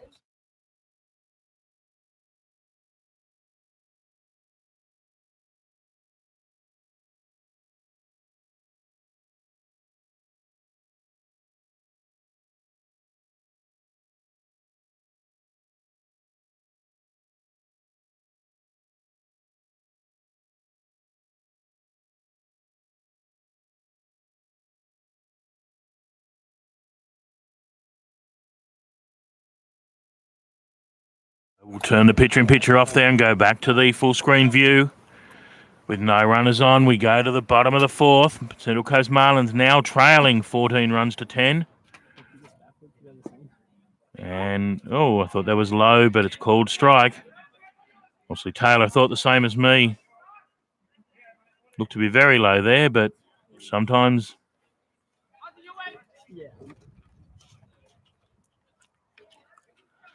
So, no, 1 strike only on the batter. Down again. This time not called, so 1-1.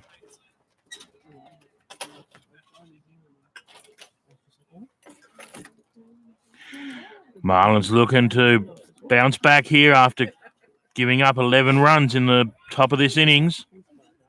Having just taken the lead at the bottom of the last innings, so looking to bounce back. Catches the outside corner there for strike 2. Taylor again doesn't agree. That looked a fair pitch to me. I agree with the first one, looked down. But that looked to be a strike. So Taylor now finds himself 1 ball, 2 strikes.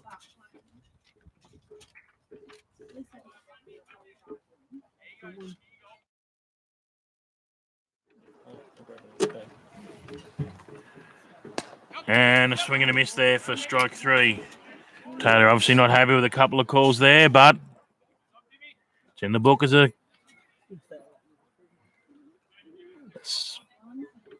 K2. Now hitting Kurt Eden. Kurt Eden now up to bat for the Central Coast Marlins. One out. Gain finds the outside edge of the plate there for a strike, called strike one.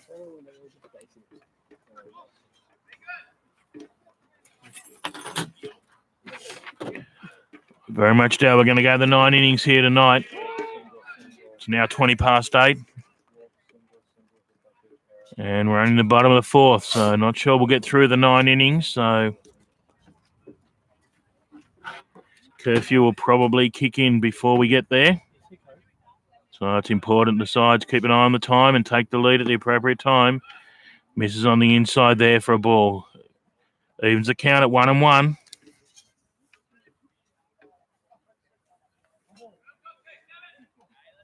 Apologies, 1 ball, 2 strikes it is. And a swinging strike 3 there by Kurt Eden also goes down swinging. So 2 up, 2 down, a bit different to the top of the bottom of the previous innings.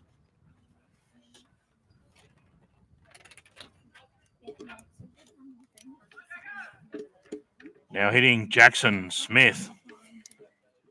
So Jackson Smith up to bat now, the second baseman for the Central Coast Marlins. And watches an outside pitch there for ball 1.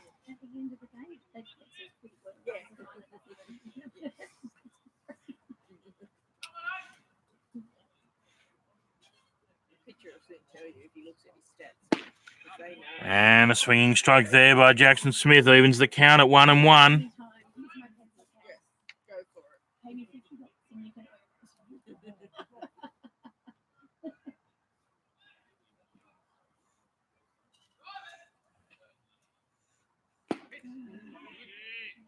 And a foul tip there for strike 2. So 1 ball, 2 strikes here on Jackson Smith with 2 out.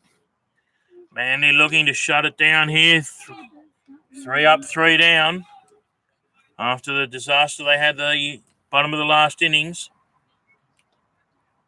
But fought back gamely with the bat to actually take the lead. So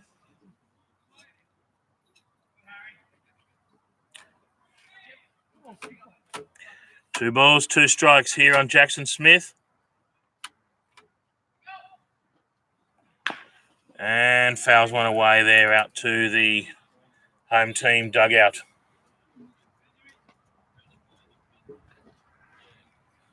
So we reset and we go again at 2-2.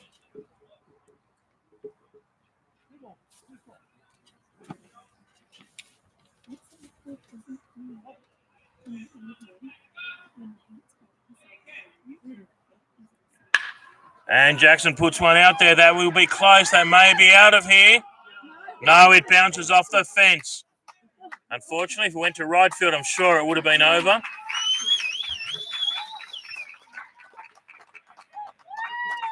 And a stand-up double there by Jackson Smith to the left field fence. Brings to the plate the Central Coast catcher, Chris Ings.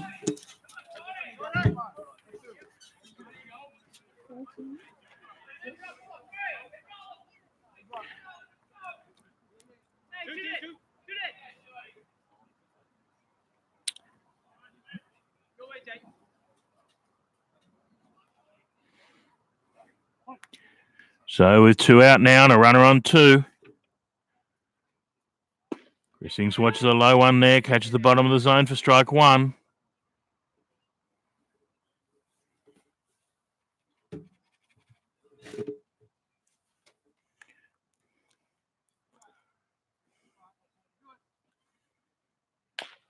And up the third base line, but foul. So Chris Ings quickly finds himself here down 0-2.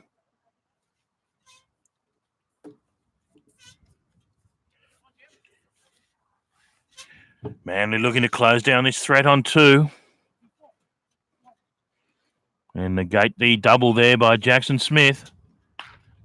Chrisings flies one out there to the foul territory on the right into the duck pond.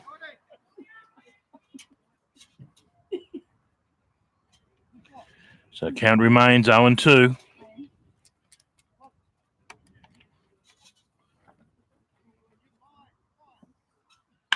Christings flies one out here to centre field. Centre field goes back. And it's over his head. He drops. So the runner scores. Looked like Adam O'Neill had that one covered. It landed a few feet inside the fence, but was over his head and fell safely.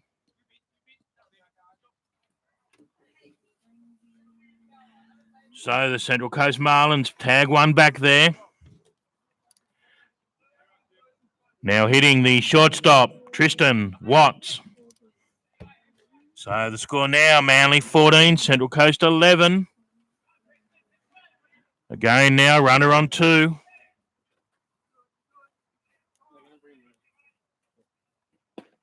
And a low strike there to Tristan. She thought he hit a home run. She was cheering. Huh? She thought she hit a home run. She was cheering. Mhm. She was Oh, so what do you hear? got over, but it didn't get over her head. Jack Rose was pretty close. I showed it to close. And another low pitch there for ball 1 this time. No, I think Jack Rose. Tristan swung at the last one. 15.5. Let that one go through. So 1-1 now.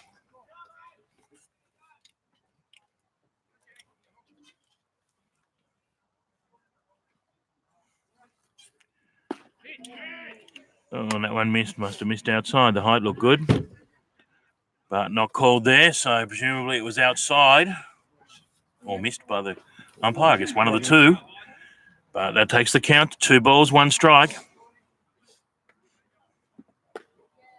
think so. Yeah, I'll allow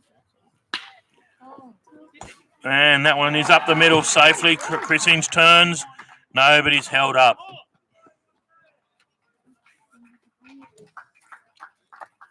So a single there up the middle by Tristan Watts puts runners at the corners. With 2 out, takes us back to the top of the order, the Central Coast centre fielder, Jake Amos. Score now, Manly 14, Marlins 11. Yeah, no, put the screen in screen. So I assume you can, on the commentary, you can actually hear the ground announcing at the same time, I hope. But what we do now have is, if you didn't hear it, we have 2 out, we have runners at the corners. We go back to the top of the order with the centre fielder, Jake Amos. Looking to score this run from third. Jake Amos watches one there outside and high for ball 1.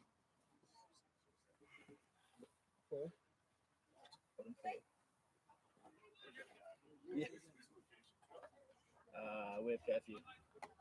We have curfew. What's curfew? Quarter to 10, I think. 10:45. Yeah. There's a couple of people here asking the question too. I believe Yeah, we're pushing it. we will have a curfew of about 9:45, I think. We'll get that confirmed specifically by the umpires. So, as I alluded to earlier, we may not get through 9 innings here. On here, ground announcer. Oh, and close there, but no cigar up on first base.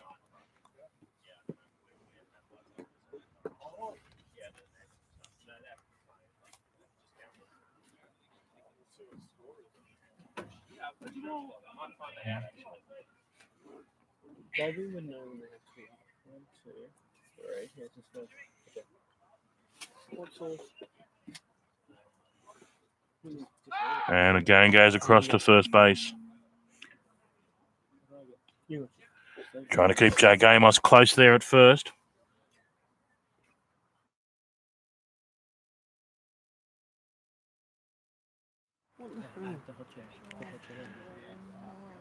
So what do we have? We're 1 ball and a swing there. That is a gain out there. That is up. Runner's coming round at centre field. This time he plants himself under it and takes the catch.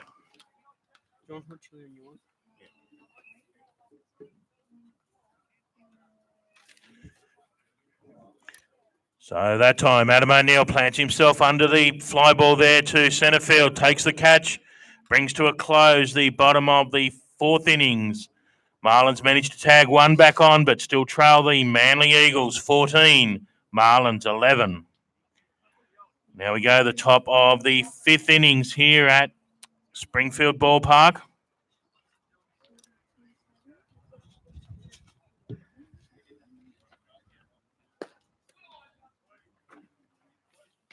Before you do that. Go away. It's probably going to go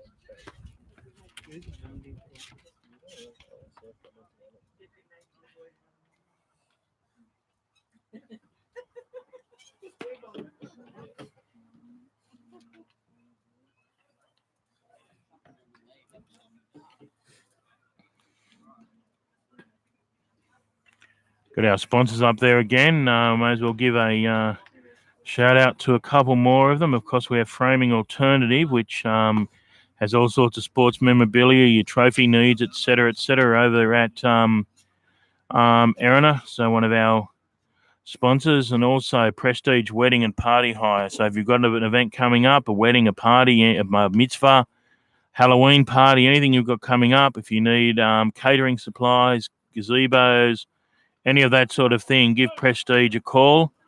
They'll be more than happy to send probably our import out to erect it for you and get you set up for whatever you need. So please look after our sponsors if you need any of their services, as they look after us.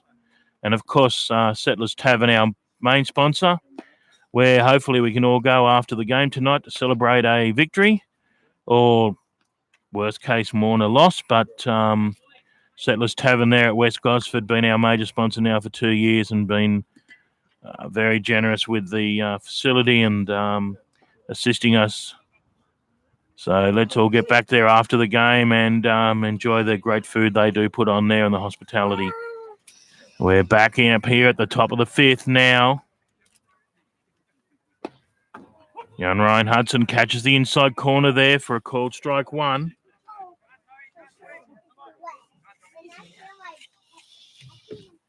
Obviously looking not to have the damage we had the last innings, where Manly plated 11 runs.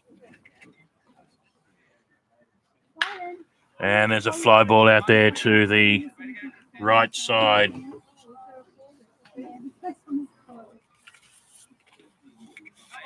Can you just let them know that there's food and in-and-out possibilities and chili dogs and stuff on the ground?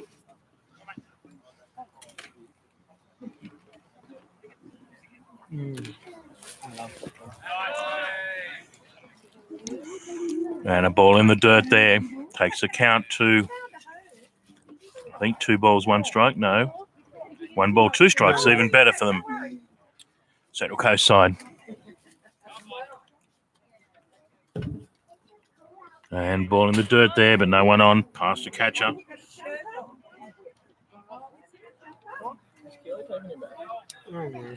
In the batter's box for the Manly side is the first baseman, Tom Butler.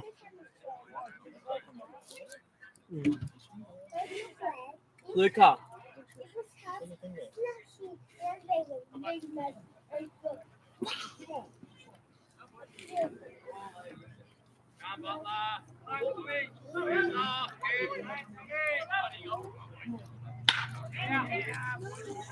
Ground ball there by shortstop is fumbled, but grabbed on the second attempt, and a nice play.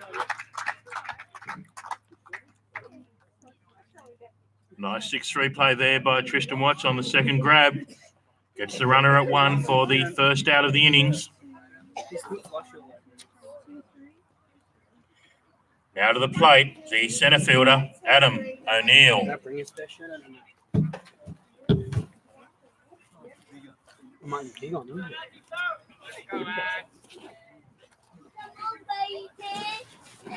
Not just one fancy and different brush.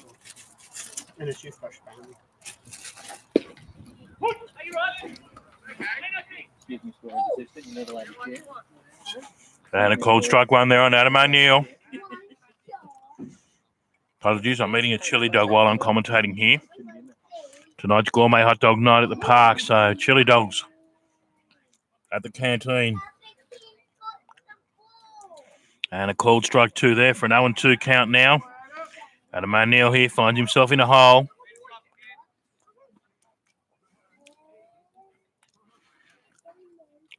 Young Ryan Hudson looking to make him pay. Misses there outside. Wasn't far away, I don't think. But takes it to 1 ball, 2 strikes.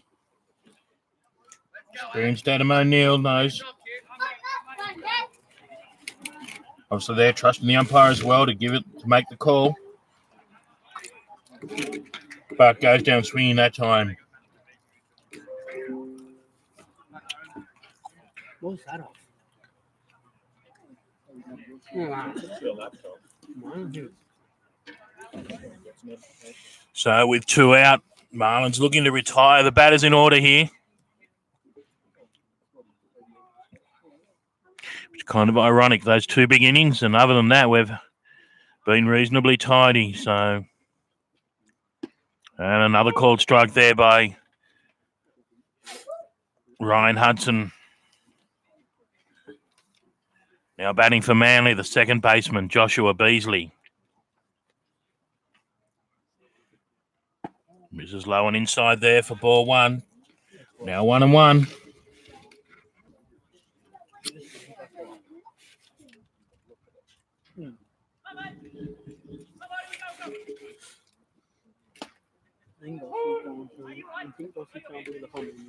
And a called strike there for 1 ball, 2 strike count now on the batter. It's a rolling game of baseball here, as was the lower grades. All lower grades close here today. I'll go through the scores of those in a moment, but every one of them, I think, from memory, was there were 2 one-run ball games and a tie, so you cannot get much closer than that. Actually, I think it was a 2-run ball game. 2-run ball game in a 1-run ball game, a 2-run ball game, and a tie. So, fortunately for us, the two victories went our way.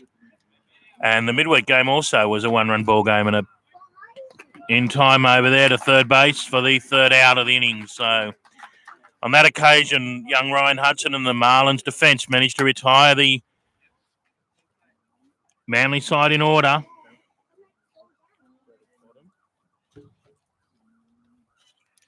So the 5-3 play there by Kurt Eden shuts down the top of the 5th innings. That time in order, but the Manly side still lead here, 14 runs to 11. Just a reminder that the canteen will close shortly. Reminder that tonight is gourmet hot dog night. They've got gourmet hot dogs over there, chili dogs, beef, with bacon and tomato, onion and other things, cheese. So if you want any hot food or cold drinks before the canteen closes, don't forget to head on over there. I can see Paul Jones salivating out there now, thinking about chili dogs. Doing that noise. I'm trying to watch. No, I'm too heavy. I'm trying to clap the cookie. Why did you make that noise?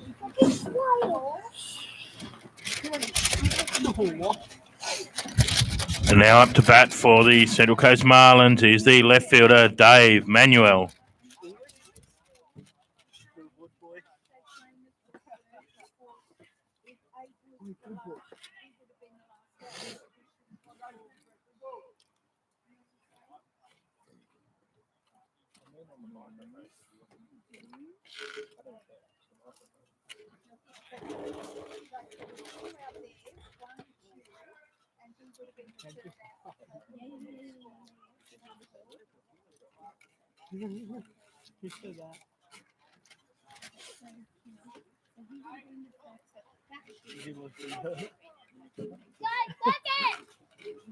Luca, she should go back to Nanny.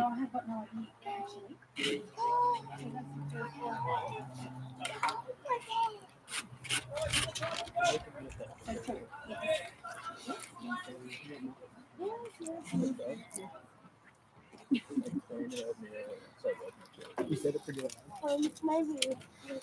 Come on, Luca, wait.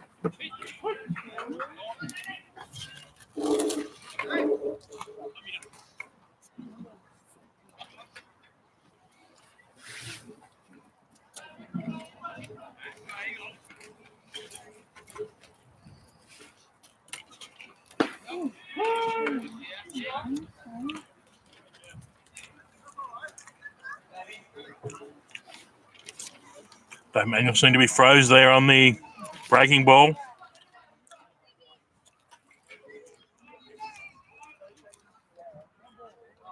Pitcher now has a 1 and 2. 1 ball, 2 strike advantage. What's going on here? I know he. A ball thrown away or something. A ball from the bullpen. Up at the Manly bullpen.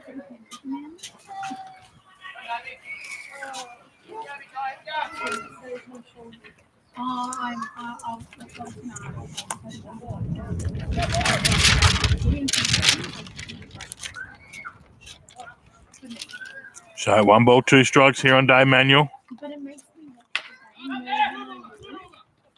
Looks like an easy unassisted out there, but Dave does do the hard 90.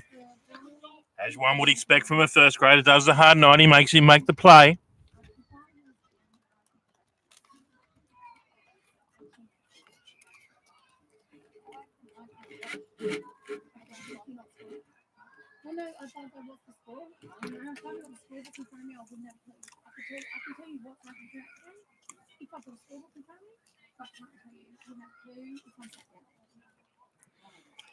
Now heading for the Central Coast Marlins, the right fielder, Michael Campbell, looking to add to his 5 RBIs in the previous innings, which have now been negated with Manly taking the lead.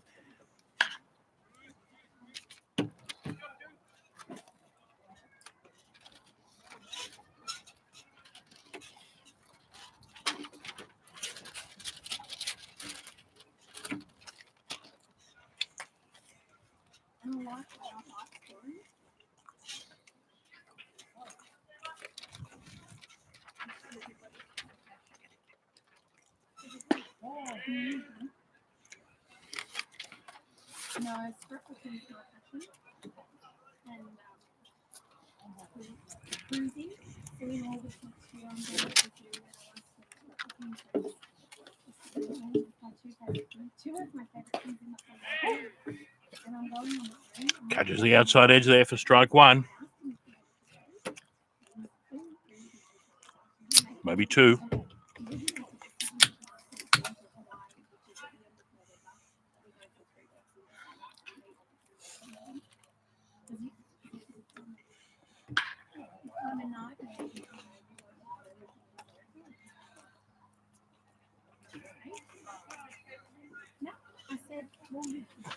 And Michael Campbell flies out this time to right centre field.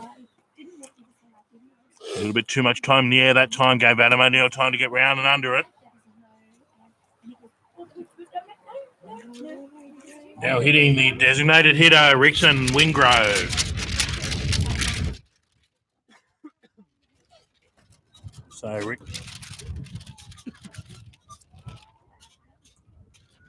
Rickson Wingrove back up to hit here.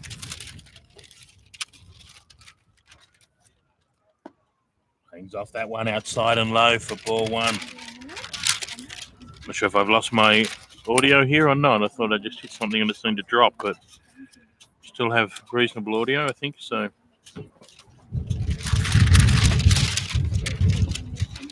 and again in the dirt there for ball 2.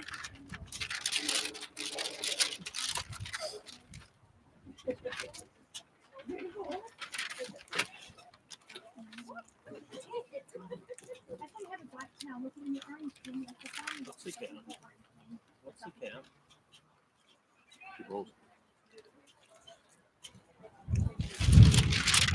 Manly pitcher here, probably wisely trying to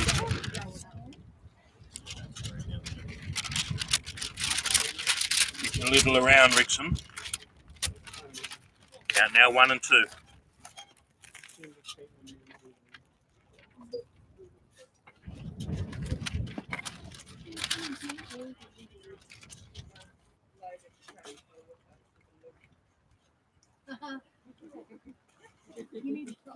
Now 3 and 1 count here.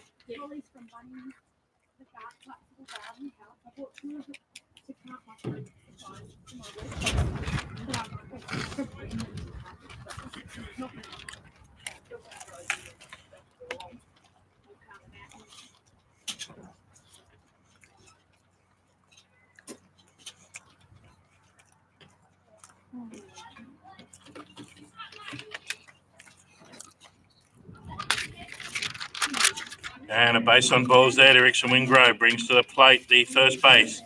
Taylor Clemencia.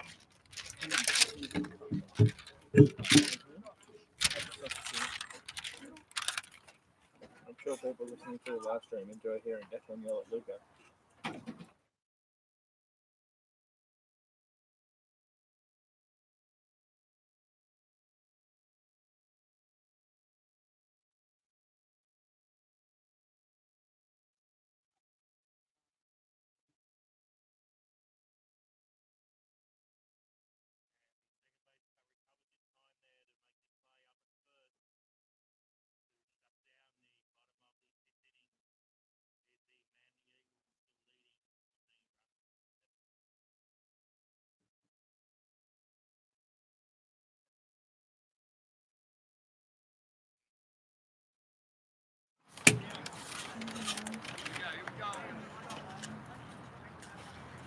You're really quiet. First base. Taylor Clemencia. No, I can hear that. Yes. Leo's coach in the game. Yes. 9. Yes. 9 to 8. Yes. 8 to 1. This is coming out. Okay. So Jake Moss becomes.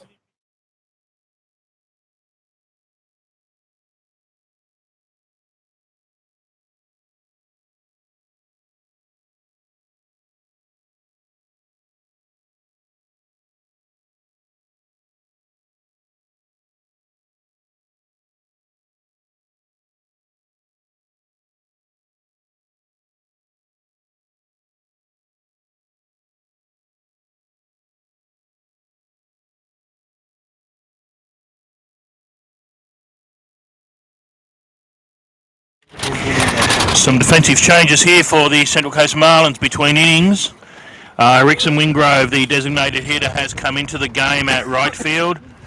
Michael Campbell has moved from right field over to centre field. And the centre fielder, Jake Amos, has moved onto the pitching mound for the Central Coast Marlins. So Jake Amos will now be pitching. Looking to shut down Manly. Jake Amos, of course, is a somewhat of a convert, had done a little bit of pitching through juniors, but not a great deal. But he's looking to do more pitching this year and hopefully take it a little bit further. So as out of interest, we've got the radar here. We'll put the radar on Jake Amos and let's see what he can, what he reaches.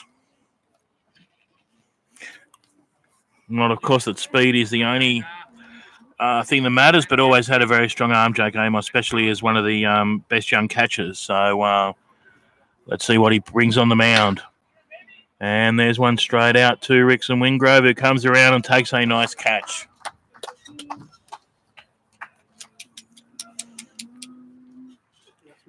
Nice catch there by Rickson Wingrove at right field. So we have one pitch, one out. To the plate.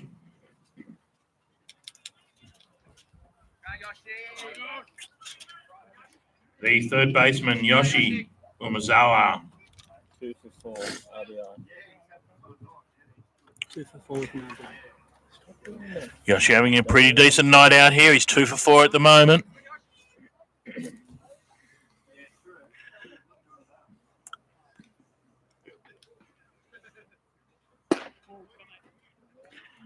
.84 mile an hour fastball there by Jake Amos, high in the zone, or high just out of the zone for a ball.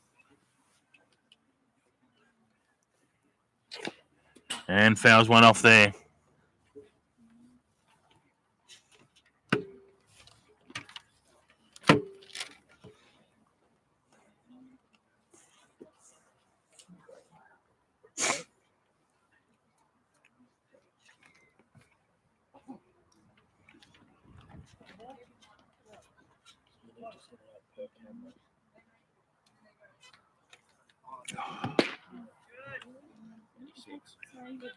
And an 86 mile an hour fastball there, just misses the zone outside. 2 balls, 1 strike. And a fly ball there is well above the light. Someone's got it. Taylor's coming around under it, backing back, but takes the ball nice and cleanly for the second out.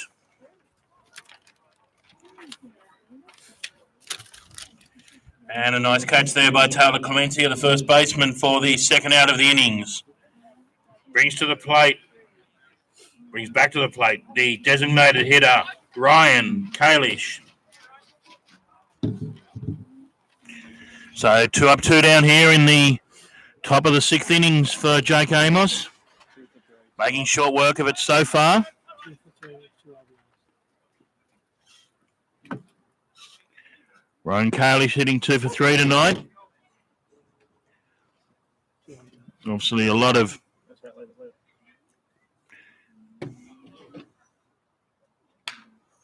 And there's a fly ball back into the fence right above our commentary position here. For a strike. The wind's starting to pick up again here at Baseball Park. Just checking. Paul Jones giving a count there. 2 strikes only, so finds himself in a hole. Oh, and a breaking ball outside there.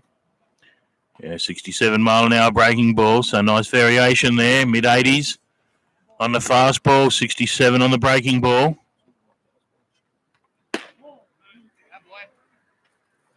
And there's an 85 mile an hour fastball, just misses up high. 2 balls, 2 strikes here on the batter. Jake Amos looking to retire the Manly side in order here in the top of the 6th. 86. That was an 86 mile an hour fastball getting up there. 88 off the bat.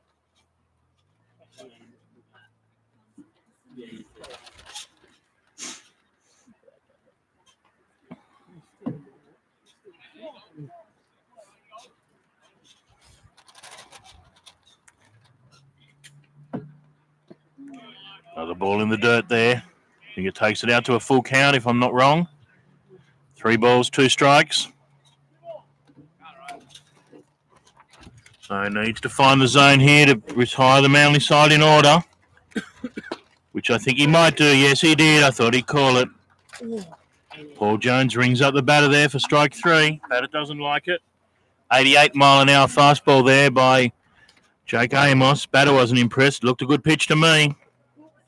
Found the outside corner at 88. I think it might have been a bit better than the batter was. I don't know. Do I play music or not?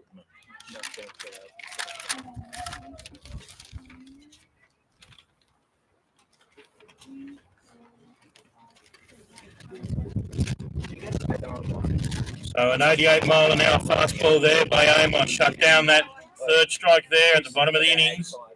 It was 88 then. Last fastball was 88, yeah. So Central Coast retire Manly in order here in the top of the 6th innings. We move to the bottom of the 6th. Manly still leading at 14 runs to 11. 62.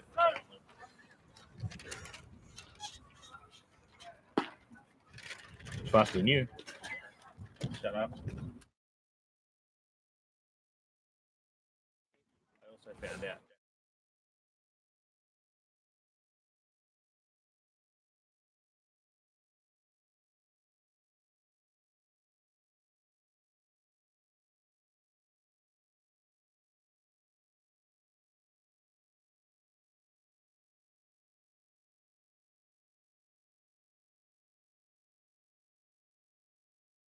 So Kurt Eden leading things off here for the Central Coast Marlins in the bottom of the 6th innings.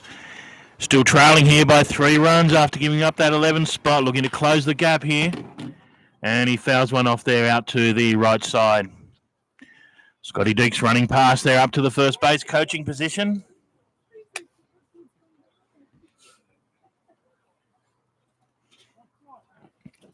So 0-1 count here on Kurt Eden.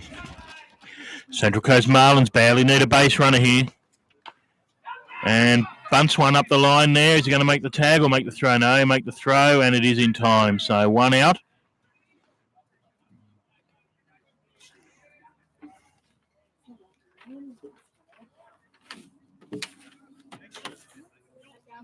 So with the accidental bunt there, Kurt Eden is thrown out in the 1-3 play. Brings to the plate the second baseman, Jackson Smith. Jackson Smith now batting for the Central Coast Marlins. As I said, barely need base runners here. in order to close this gap, and also fouls one off to the right side off the first pitch. 66 mile an hour there, so big difference here between the two pitches, but that's what baseball's all about. It's not only about speed.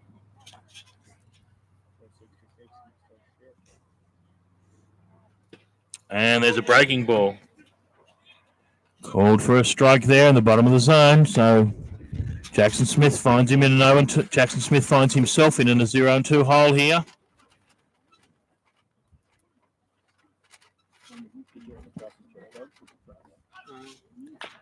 And there's another infield hit, and again the throw's in time.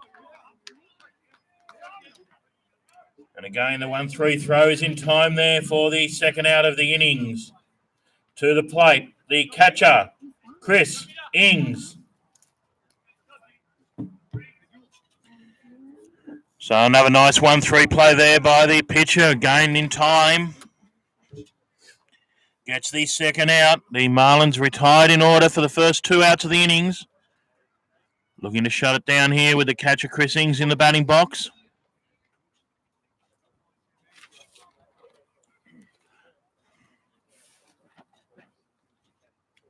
We've still got at least half an hour to run, but we will start to run into curfew problems, I reckon, by about the 7th or the 8th, or by at least by the 8th innings, I'd say. I don't think we'll get the 9th in, unless they're very quick. But you never know. It's baseball. We'll see how we go. So if Marlins want to close this gap, they need to do so. They may only have another 6 or 7 outs to do so.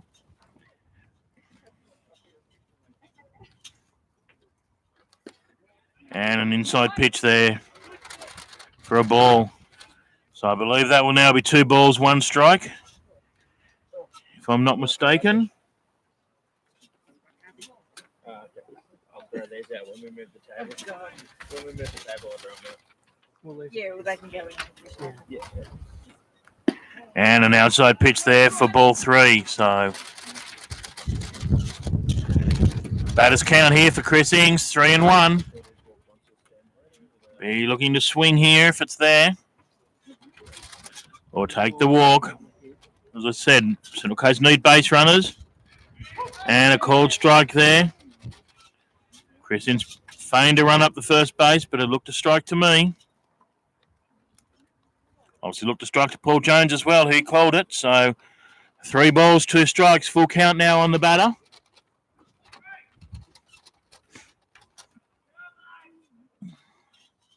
And a nice hit there to left field by Chris Ings for a single.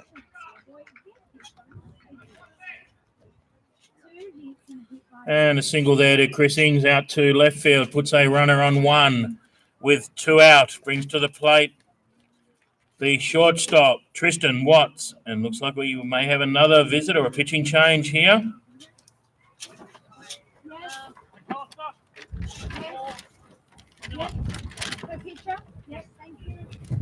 McAllister from what? Shorty used to shoot for 3 with a hit by pitch. Now coming into the game for the Manly side on the mound is McAllister. Oh, that's it. Just answer. Who is it? Answer. Nugget. Hello? It's Declan. Yeah.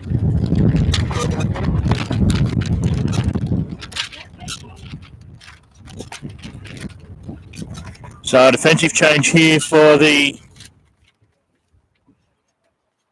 Manly side. McAllister, I'll just check there. Zach McAllister, according to my stat sheet here, he's thrown 6.1 innings up to this point, 7 hits, 2 runs, only 1 earned run in those 6 innings. So a decent ERA of 1.42. So, and 7 strikeouts in 6 innings. So we'll be looking, I assume, to close the game down here.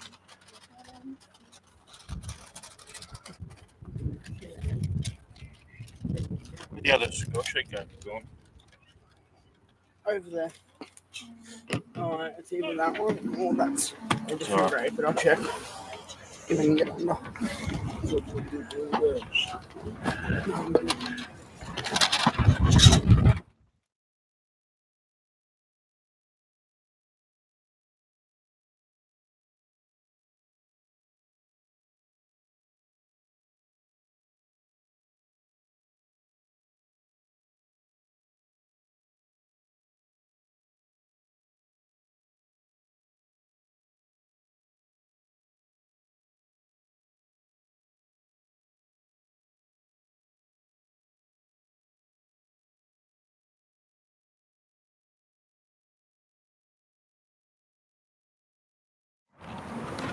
Picture in picture.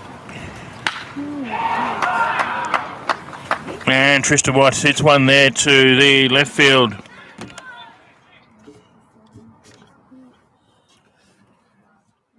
And a single there to left field by Tristan Watts puts runners on 1 and 2 with 2 out.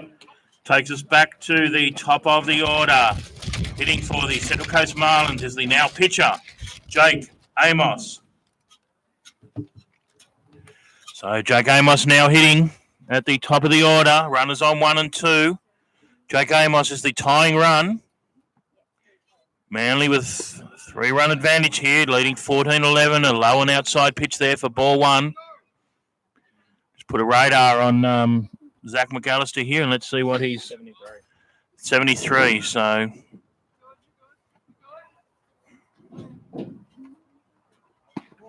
there's a high pitch there, 76.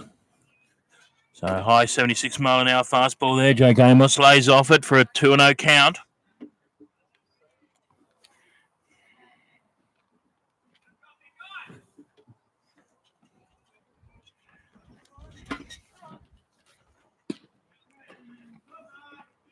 Pitcher quickly in a hole here, now down 3-0. Obviously after Jake Amos, we have Dave Manuel and then the dangerous Michael Campbell, Rickson Wingrove, Taylor Clemencia, all one after the other at 3-4-5. So Marlins looking here to get through this batter, through Jake Amos in the meat of their order here, and that's a base on balls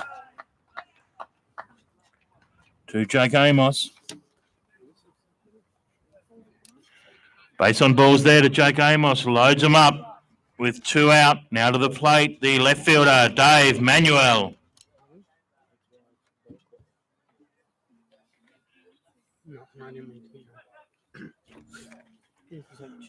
So they're loaded up here. We now have the go-ahead run in the batting box.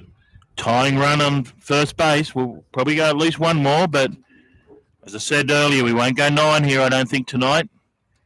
And a first ball strike there.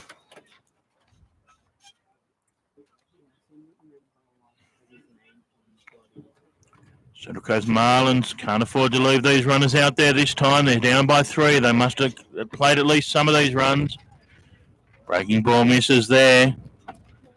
Looked a reasonable pitch. Must have missed inside. 66 mile an hour breaking ball. So the count now 1-1.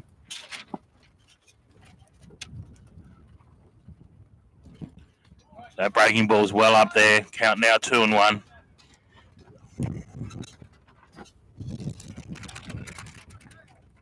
So I think we're getting a wind noise here, a bit of interference. We'll do our best to try and limit that. I think I've just lost the audio in my mic, and Dave Manuel hits one out there too. Right field, which lands in. So runner's turn. That's one across the plate. Second run across the plate here holds the runner at 3. So the score has been narrowed. Now 14 runs to 13, I apologise.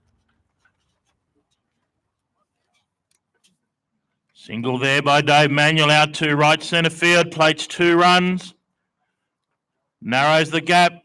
Manly still lead though. 14 runs to 13.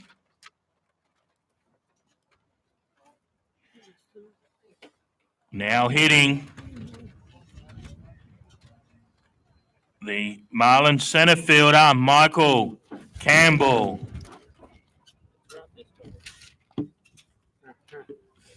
There you go, you got his position right this time.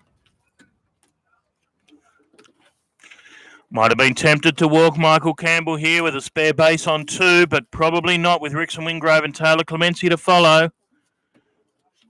Strong part of the Marlins batting order here.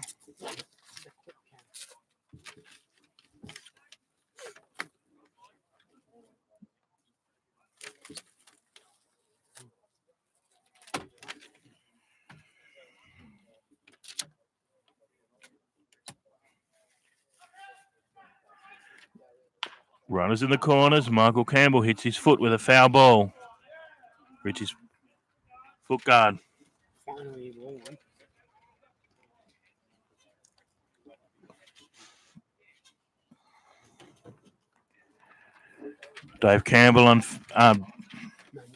Dave Manuel on first base is very fast. So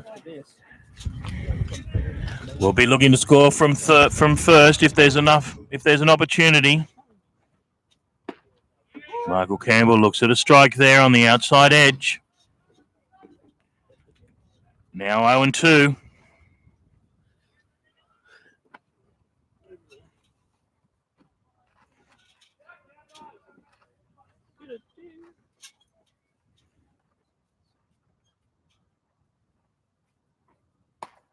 Leaves one up high. Dave Manuel delayed steal.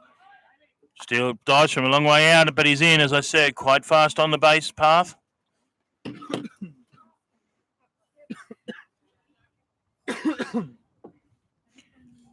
So with runners now both in scoring position here on 2 and 3, a safe hit by Michael Campbell here may take the lead for the Central Coast Marlins. Obviously a strikeout here will maintain the lead for Manly. Key moment in the game here, 1 and 2. That's a high fly ball. The right fielder's coming in and nice range. Nice range there by the Manly left fielder to take the fly ball there from Michael Campbell and shut down the innings. Manly maintaining a 1-run lead here. The current score, Manly 14, Central Coast Marlins 13. We go into the top of the 7th innings.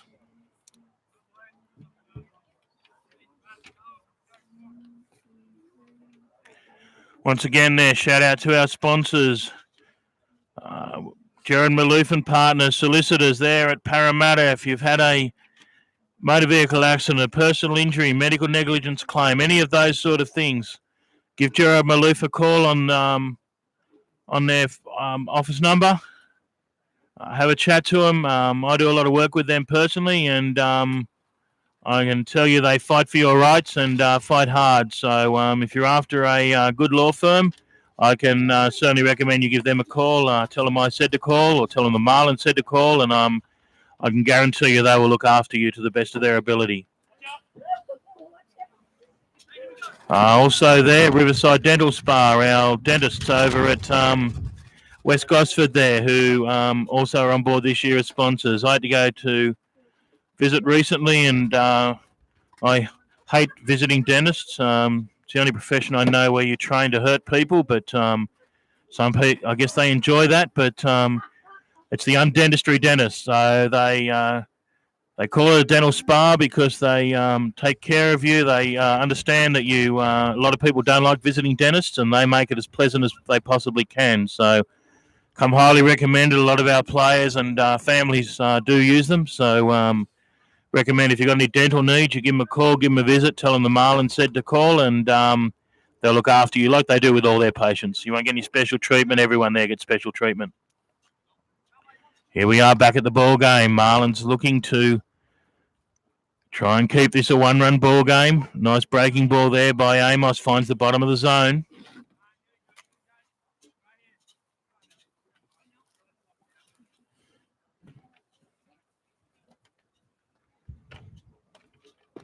And another breaking ball for strike 2.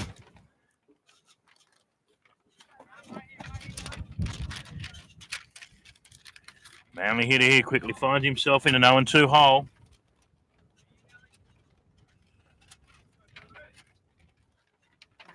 And that misses low for ball 1. 1 ball, 2 strikes here on the, I think from memory, it's the first baseman, Nelson. Sorry, I've lost the team sheet momentarily in the wind. It's somewhere in the ballpark. Nelson Phillips, I am reliably told, and that misses again outside for ball 2. So, okay, the score sheet was the least of our worries. We were losing laptops earlier in the day. They were flying off in the wind, so we didn't even get to stream the 18s. It blew the laptop away 3 times and closed it, so we had to give up there until we could find some way of anchoring things to the desk. So we've got monitors tied down with cable ties. We've got clamps on laptops to the edge of the desk to keep things under control here, and we've managed to get through since then. So bit of innovation and Bunnings assistance, and Jake Amos there started with 2 strikes, but let the batter go and gives up a first pitch walk. Lead-off batter walk, which is not a good start, given he had him 0-2.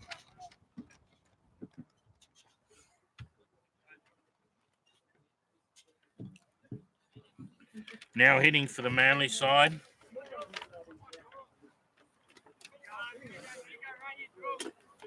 The catcher, Jules Kremer.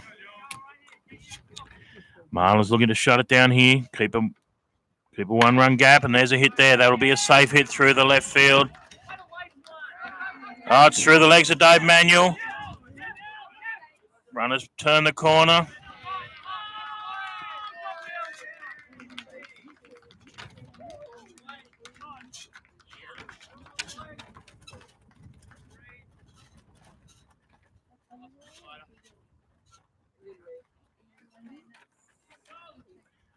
So a single and an error there, unfortunately, out at left field. Plates a run.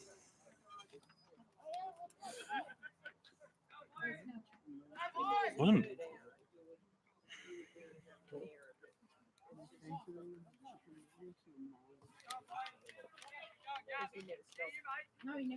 now hitting Gabriel Matu.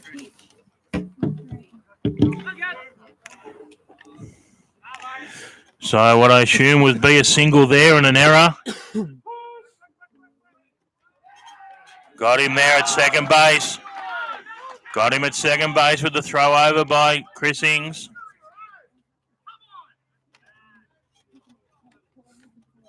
And the umpire going out to have a chat. Bobby Crawford called him short.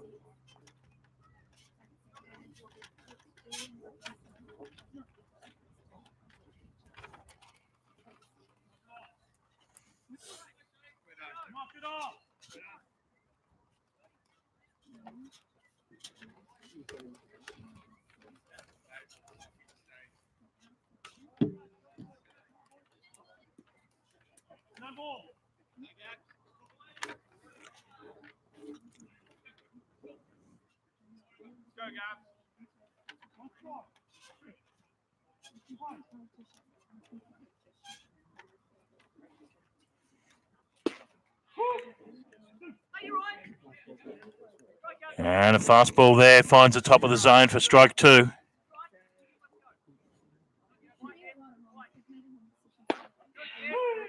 Strike three, batter's out.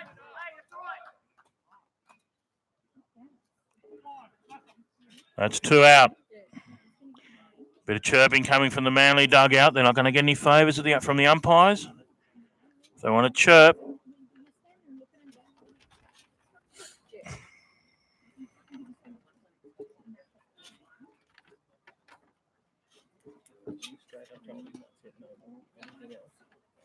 That's two away.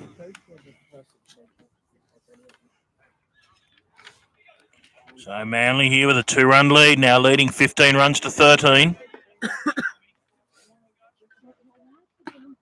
And a foul tip through the catcher there for strike one.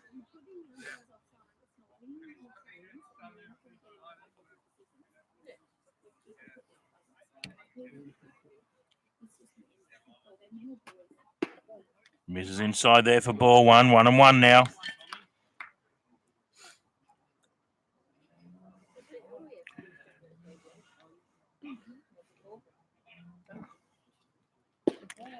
Misses outside there for ball two. 2 balls, 1 strike. 2 out. No one on here.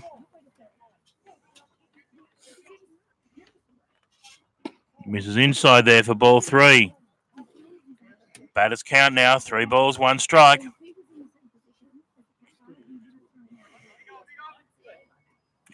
Doesn't look too comfortable there against the inside pitch with that velocity.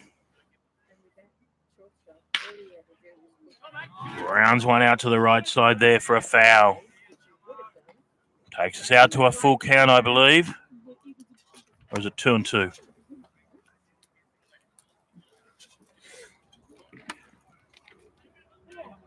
Yeah, no, there's a full count. 3 balls, 2 strikes.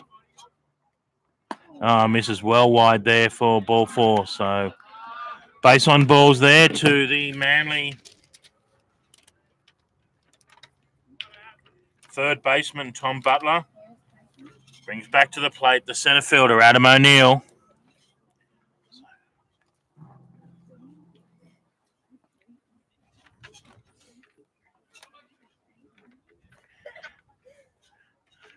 I notice our number watchings vary during the game, but it's getting late in the game. It seems as though not as many people are turning off and they're staying tuned in here. Close ball game here, 2-run ball game. Going in, we're in the top of the 7th innings, and as I said, I don't know if we'll go 9 due to the curfew, so there may not be a lot of this game left.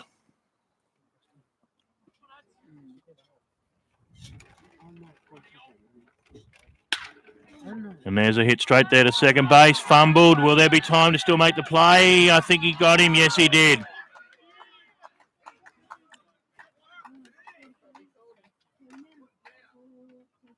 Manly having a whinge there, but clearly that was out to me here, and I'm a qualified umpire. I'll look at it on the replay when I get home, but that clearly was a... And the Manly manager's been ejected from the game here.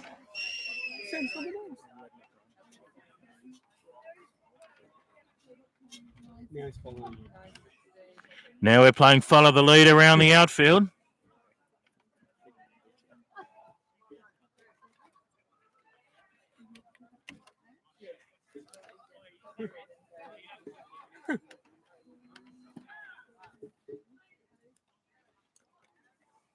He's going to send me a fire as well.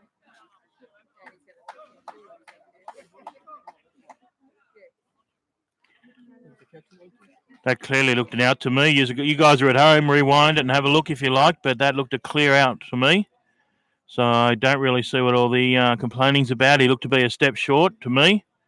Maybe I'm biased, but I certainly hope not, and I call it the way it is. And if I was umpiring, I certainly would have called it out. I know they're upset by the earlier play at second base, which did look a lot closer, and I couldn't really make a call on from this far away, but that play at first certainly looked out to me. So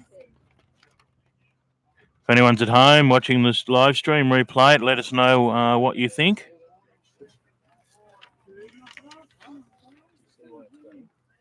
We're between innings here now.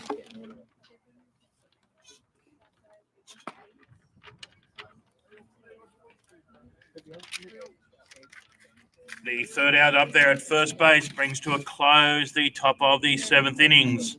Manly played a 1 run in that innings, now leading 15 runs to 13. Is that another change for Manly on the mound? No, it's still...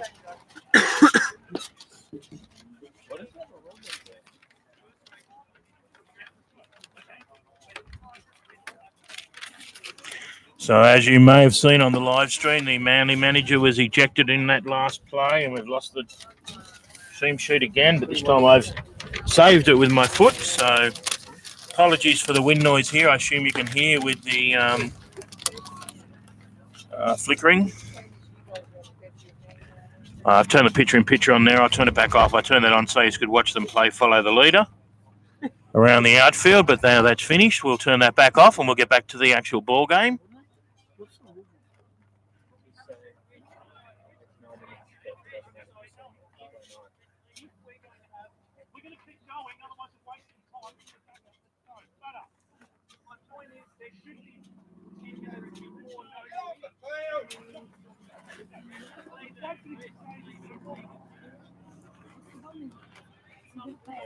Manly questioning the umpire about the time, the end of game time here. I have no idea what the actual rule is. The umpires, of course, will make that decision, presumably based on the rule book as it stands, and hopefully it's clear in there what that rule, where that rule will apply. As I've said all along, I don't think we'll get the 9th innings. Oh, there you go. It is a pitching. There is a pitching change. I thought Yoshi Ariyama now on the mound for Manly. Shohei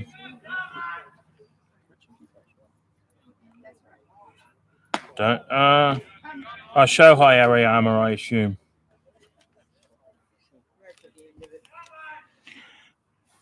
Hitting for the Marlins is Rickson Wingrove. And a big swing there. Thank you.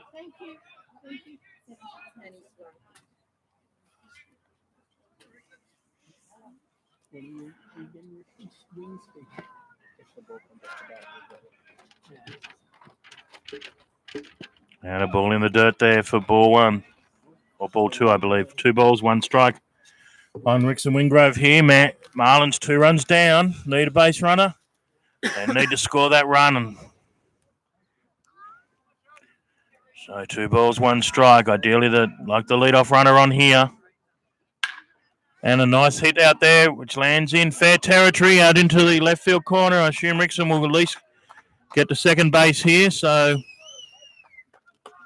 exactly what the Central Coast Marlins needed, a base runner on. With the stand-up double there into the left field corner, Rickson Wingrove. Now on second base with none out. Brings to the plate the first base, Taylor Clemencia.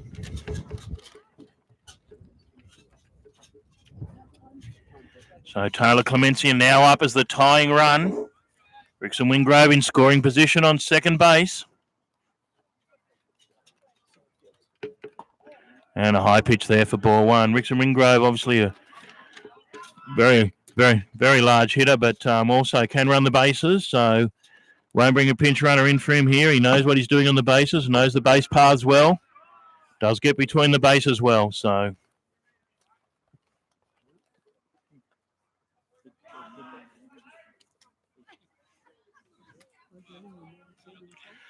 2 balls here on Taylor.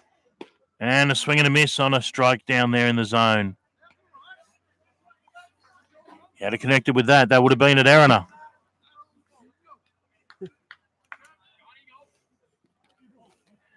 Two balls, 1 strike. Taylor looking to tie it up here. And a high pitch there for ball 3. So the pitcher now finds himself in a bit of a hole here, 3-1.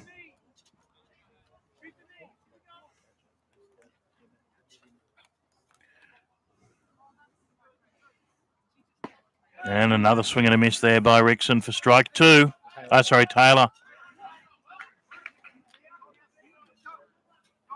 She said Rickson there because that was, again, a very hard swing. Rickson, Wingrove-esque. Both batters here, very hard swingers of the bat. They make contact. They will get it out of here. And Taylor fouls off a low one there. Might have been the walk. May not have been. It was close to the bottom. So that takes us to a full count. 3 balls, 2 strikes.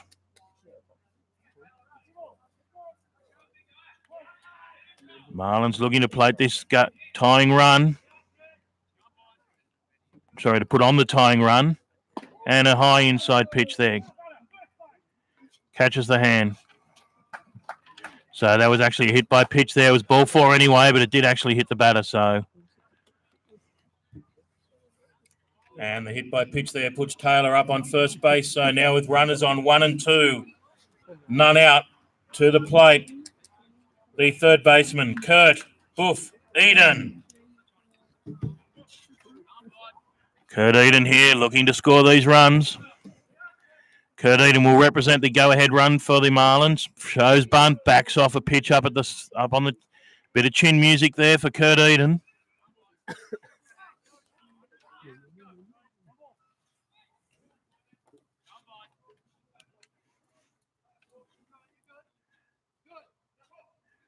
Shows bunt again high. Shohei Ariyama has pretty good stats in here. Reasonable. He has 12 innings pitched for 11 earned runs. Does have 14 walks, but has 19 strikeouts. So looks like a lot of walks, a lot of strikeouts. He's struggling to find the zone a bit here so far. And again, a high pitch for ball 3. So suddenly finds himself in a pretty deep hole here, 3-0. Looks like we have a visit. Very slow walking visit too.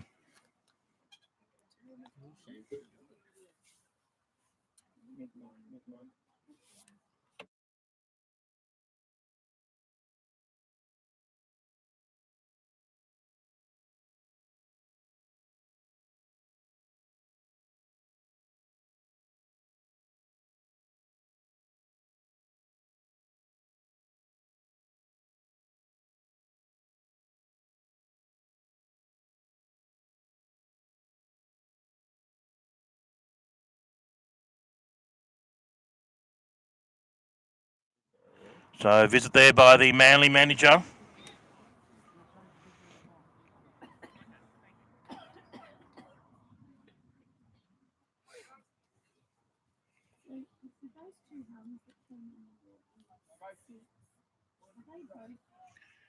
So back here at the ballpark. Still have a 2-run ball game, but we have runners on. Where are we? 1 and 2. Kurt Eden in the batting box represents the go-ahead run. Was a 3-0 count. That makes it 3-1.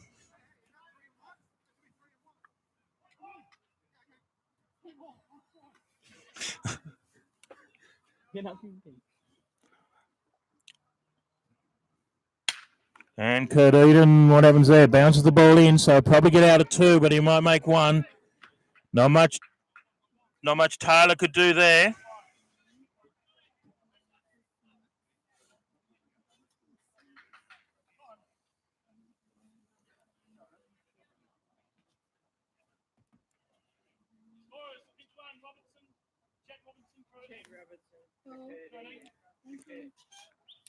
So pitch runner here for the Central Coast Marlins, Chet Robinson in the game for Kurt Eden.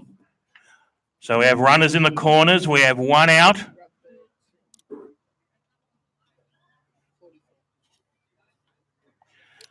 To the plate, we have the second baseman, Jackson Smith. So pinch runner here, Chet Robinson, one of the young under-18s, comes into the game there for Kurt Eden at first base. So we have runners in the corners, Chet Robinson at 1, Rickson Wingrove at 3. They're holding Rickson Wingrove close at 3. Jackson Smith in the batting box, the second baseman, takes a low strike there. So Chet Robinson represents the tying run. Jackson Smith represents the go-ahead run. There may still be 1 more innings. We still have a little bit of time, but we're getting up onto the mark. Throws across to 1. Rickson looks. Chet Robinson very tall, about 8 foot, so he can get about 12 foot off the base and fall back onto it. Might be exaggerating, but is a tall runner. Flies out here towards the right side. I'm not sure if it's clear or no, it's over the fence. So no play on it. Actually, I think it hit the fence. May have been a play on it, but there was no play made. So, but Jackson Smith finds himself in a hole here now, 0-2.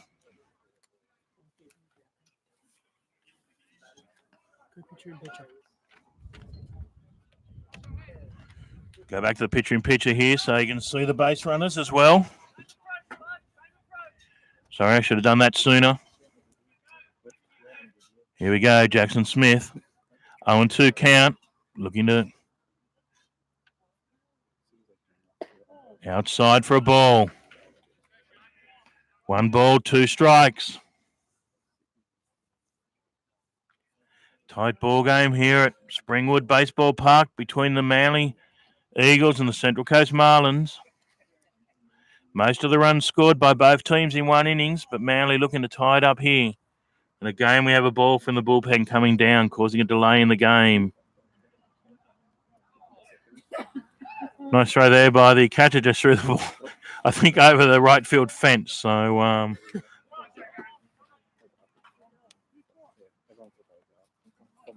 don't know if you could see that on the replay, but he picked that ball up and threw it out over the right field, literally the right field corner. So Jackson Smith holds up there on 1, doesn't get the call. The show high.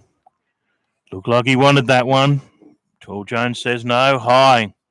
So it evens the count, 2-2.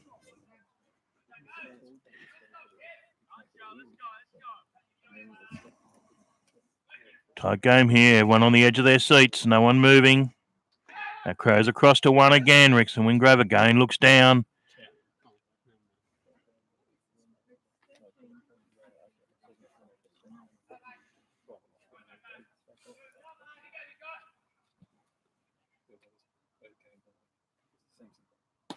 Jackson Smith again takes a high one for ball 3. So he's fought his way out of a hole here. He was down 2-0. 0-2, sorry. He's fought his way back now to 3 balls, 2 strikes. 1 out, runners in the corners, 2-run ball game. And that looks like a strike, but he's fouled it off. That looked like a count of that pitch. So he fouls it off out to the right side. I think rally caps are out. No one's changing positions in the dugouts here. It's one of those ball games. It's going to go right down to the wire. Here's the pitch. Runner goes and it's down. Ball is down. So base on balls there too. Jackson Smith loads them up. 1 out. To the plate. The catcher, Chris Ings. Looks like we also have a pinch runner here. Jackson Smith gives his helmet there to Dr. Dan Rogers. Thank you. So we have speed on the base paths here. Dan Rogers or maybe Jay Andrews. I'd say Dan Rogers probably the fastest in the club. So the go-ahead run is actually Dan Rogers, and he is the speed in the club. Very good base runner. Although they did get picked off earlier, which absolutely annoyed him. He doesn't usually get picked off. Excellent base runner, Dan, throughout his whole baseball career. Shorty takes a high one there. Chris Ings 1-0. And another one up high, 2-0.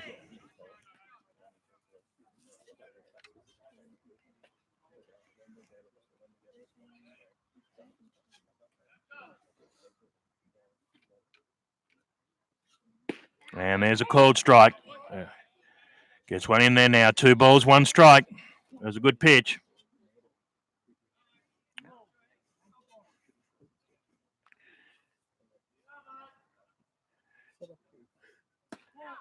That was inside for ball 3. So again, pitcher finds himself in a bit of a hole here. Down 3 balls, 1 strike. Batters count. So there, Shorty will be hit it out here, and looks high. So run scores. So base on balls there to the catcher, Chris Ings. Brings 1 run across the plate. Brings the score now. Manly 15, Central Coast 14. To the plate, the shortstop, Tristan Watts. So we have loaded bases here. Tristan Watts in the 9-hole up to bat. There is only 1 out.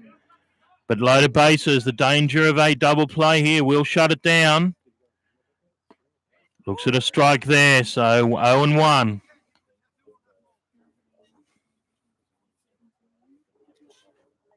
Might be the first batter. I think Shohei has thrown a first pitch strike too, so working for in front this time may find it easier. And looks like a second pitch strike there with a foul tip. So Tristan Watts quickly finds himself in a hole here, 0-2. Tristan Watts, of course, batting in the 9-hole means we go back to the top of the order after him. So up next will be the dangerous Jacob Amos, and then into the meat of the Marlins batting order. And ball outside there. Takes the count to 1 ball, 2 strikes.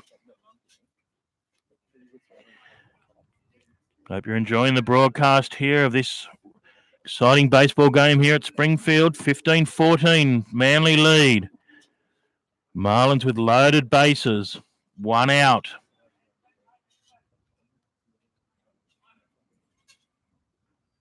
And a breaking ball in the dirt. Looks to go. No, turns and goes back. Ball did not get far away. Nice cover there by the Manly catcher. Chet Robinson had a look. Stumbled and went back. So we've got a 2-2 count or a 3-2 count. Just waiting for Paul Jones here to give a signal. We say 2-2 on the scoreboard. I think my son Kieran's right. He is right. It's 2-2. So Tristan here again looking for a strike or a hit. And again a high pitch there for ball 3. So Shohei did start here with a strike, and I thought it might work in his favour, but not on this occasion. Takes it back out again to a full count. Last 2 have been walks, I think, from memory. And that looks like a strike, but he fouls it off. Tristan Watts stays alive there. Fouls it back over our head here on a 3-2 count. A ball here, a walk will tie the game. A safe hit will probably go ahead. A double play will shut it down with Manly in the lead. So everything on strike and a high pitch there. Ties up the game. Now 15 all here at the ballpark. And a base on balls there to the shortstop Tristan Watts. Ties it all up here. The score now 15 apiece.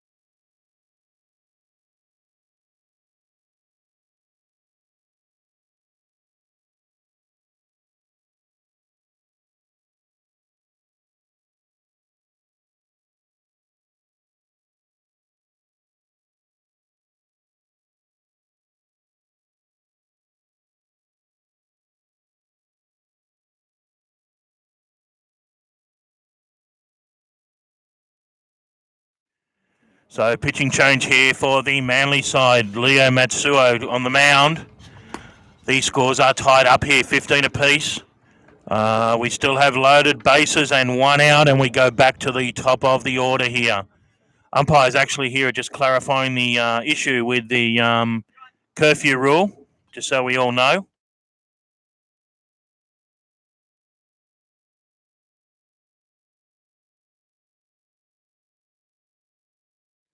Those listening, just to clarify, our understanding here is, and this was my understanding, that at 5 minutes to 10, which the curfew is 10 o'clock, batter in the box is the last batter. The game will be called after that batter, time and game, and the game will revert back to whatever the completed innings is at that point in time. So just to be clear, we are now at 9:38, so we have 17 minutes to go. As I've alluded all game, we will probably get 8. We'll get into the 8th. So it's important here, certainly from a Central Coast point of view, that they want to take the lead. Manly, I guess, want to keep it here as a tied ball game. So, as I said before, the go-ahead run is Dan Rogers, who is now on third base, the fastest runner in the club. So, and usually an excellent base runner. So they'll be looking to tie it up here, and a low pitch there for a ball on Jake Amos.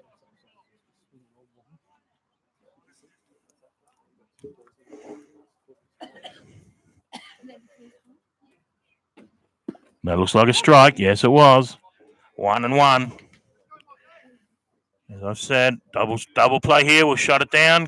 At the moment, it's a tie. 15 apiece. And that looks like it'll break in as well. A nice pitch there by Leo Maseo. Broke into the zone for a strike. Amos now finds himself down. 1 ball, 2 strikes.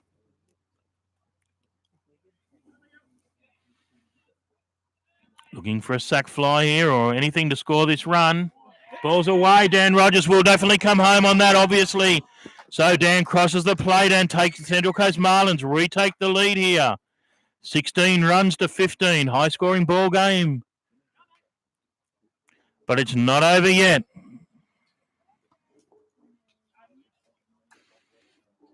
Central Coast Marlins will certainly be looking to plate some more runs here. Manly will at least have one bat, trying to score them back. Time, though, may now still beat them if it reverts back. So an important run there to the Marlins side. And another nice breaking ball there by the Manly pitcher. Doesn't quite find the zone, but he has nice shape on these balls, on these pitches coming in from left to right to the batter. Full count here on Jake Amos. And a swing and a miss. Jake Amos goes down swinging there for the second out of the innings. So with runners on 2 and 3 to the plate with 2 out, the left fielder, Dave Manuel.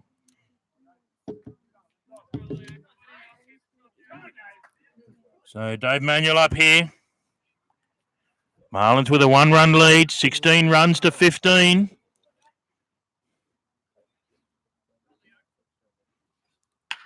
Dave hits up the first baseline there, but the ball goes foul. Just checking Leo Maceo's stats here. Has he thrown much?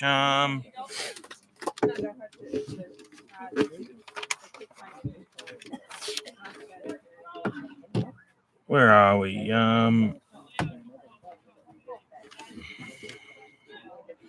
No, I don't even know if he's thrown before on these stats that I've got here in front of me. So, interesting move here. Maybe he's thrown in second grade, but on the first grade stat sheet, I hope he saw me. I don't think he's thrown before, but throwing very well here. So, misses there low, but has been throwing well. So, 1 ball only. Runners on 2 and 3. Sorry, 1 ball, 1 strike, I should say.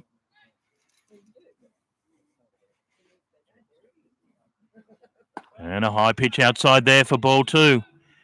A number of viewers have been slowly climbing. I'm glad to see you are staying with the game now. No one seems to be leaving. Everyone hanging in, seeing which way this will go.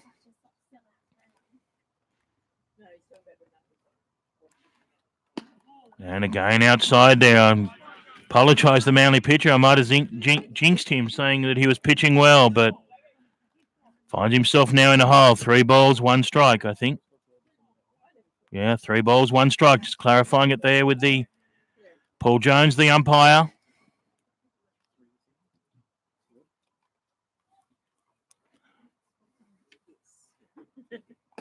And again misses outside for a base on balls. And a base on balls there to the left fielder, Dave Manuel. Brings back to the plate the now centre fielder, Michael Campbell. We also have another pinch runner here for David Manuel up on first base.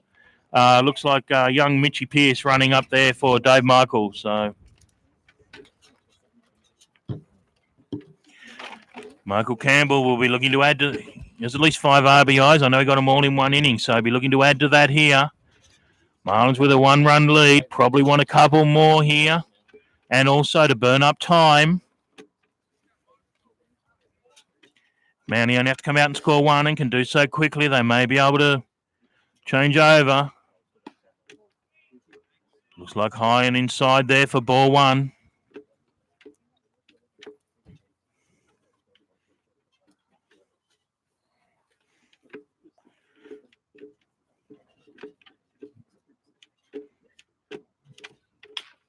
Michael Campbell fouls one off there up the right field line.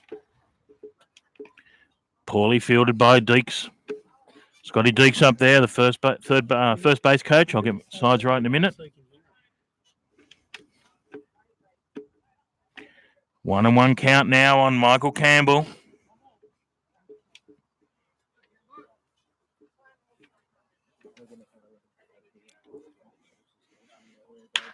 And another ball hit up the right field line there. Into the corner, but it's foul by a couple of metres.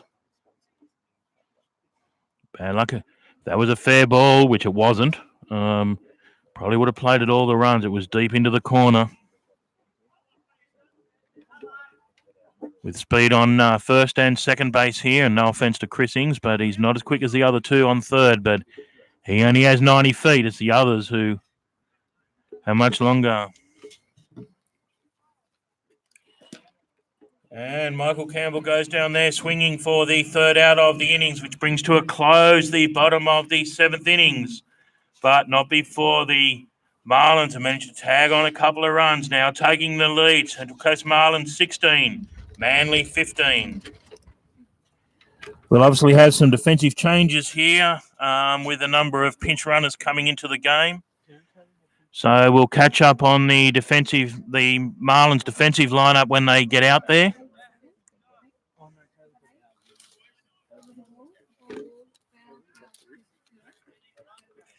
So it looks like we have about 10 minutes to run here.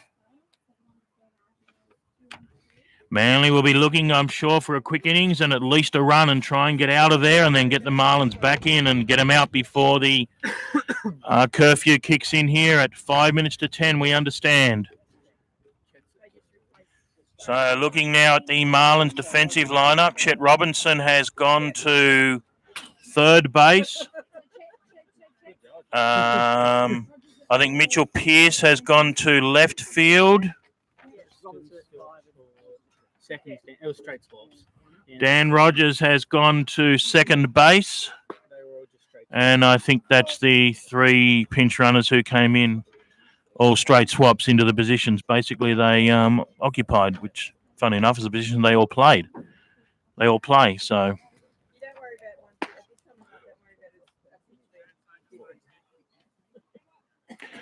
Jack Amos still on the mound here, looking to get the win for the Central Coast Marlins, having now taken the lead.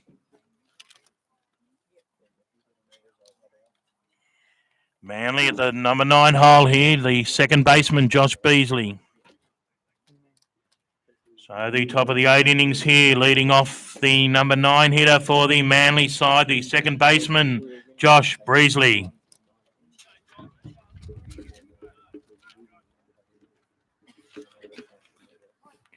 Manly looking for a base runner here, obviously. And Jake Amos finds a first pitch strike there. 0-1 count here on the batter. Looks like a second pitch strike too. Yes, it was. 0-2 now. Josh Beasley quickly finds himself in a bit of a hole here, down 0-2. Amos seems to be holding back here, pitching slightly slower, looking for control. Goes down the right field line, but fouls it off. Well, I wish I could pitch slower at 84 mile an hour. That was an 84 mile an hour fastball then.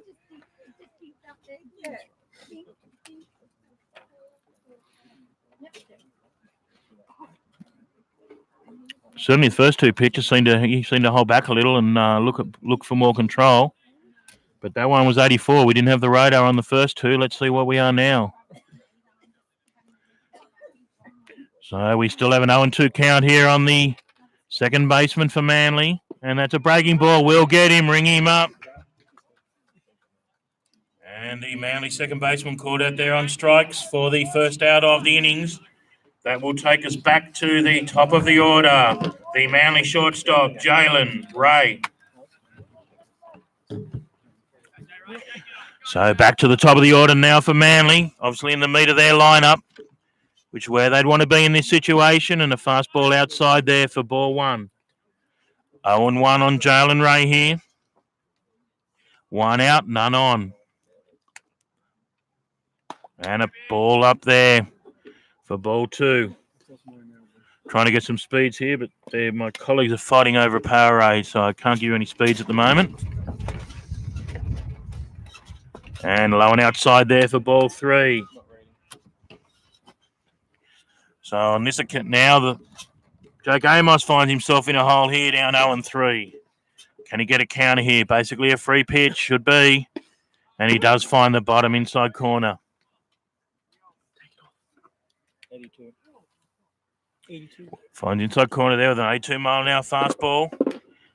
Fouls it off there. Might have been ball four. It looked a bit high. Not sure.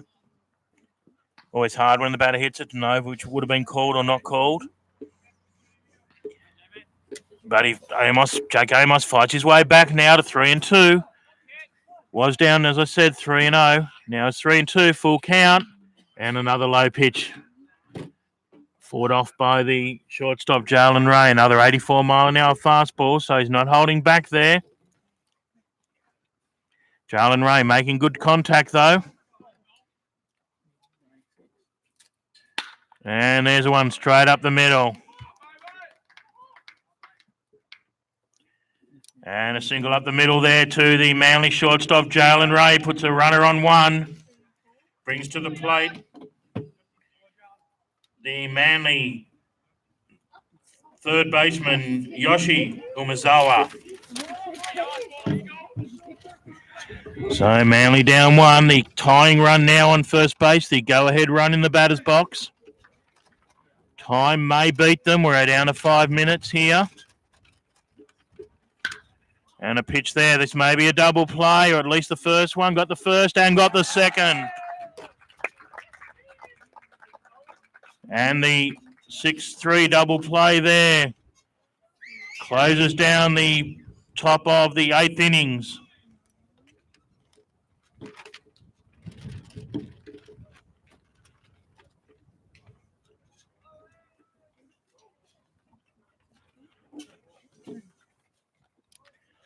So in the middle of the 8th, the score remains Central Coast Marlins 16, Manly 15.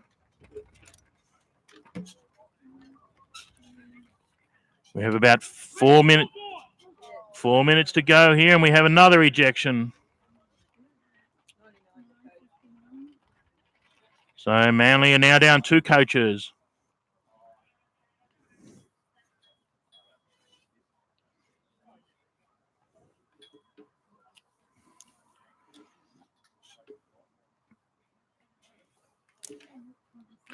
We're up to we're over 3 hours and 15 minutes here on the broadcast, so it's been a long game, obviously, with a high-scoring game.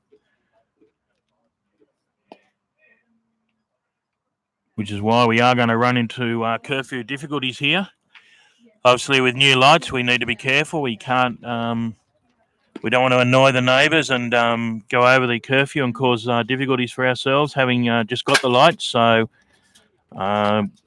one of the conditions you get them is there are certain curfews, there are certain considerations to the neighbours. We're in a residential area here, so we can go for so long, but then we need to pack up and turn them off. So,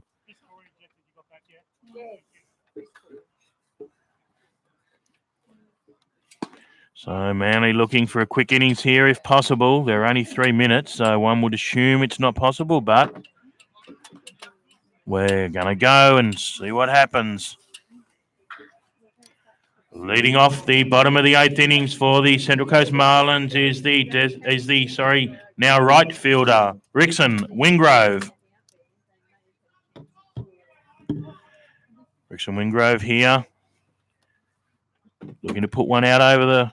Oh, bit of toe music there.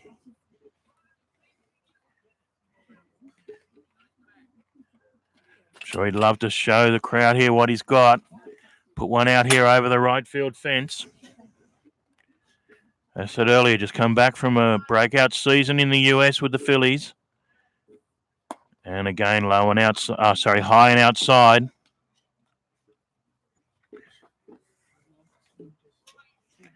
They put one in his wheelhouse. I'm sure he'll go for it. And again, high and outside. So the pitcher finds himself in a hole here, 3-0. Hopefully a 3-0 count. Leave the bat in the hand of Rickson. Let him hit here if it's in the wheelhouse. And he did. Good to see. 3 balls, 1 strike.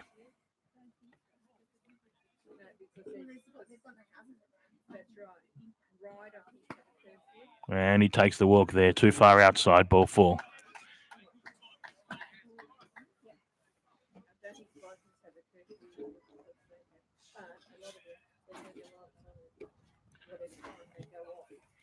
Base on balls there to Rickson Wingrove. Into the batter's box, Taylor Clemencia.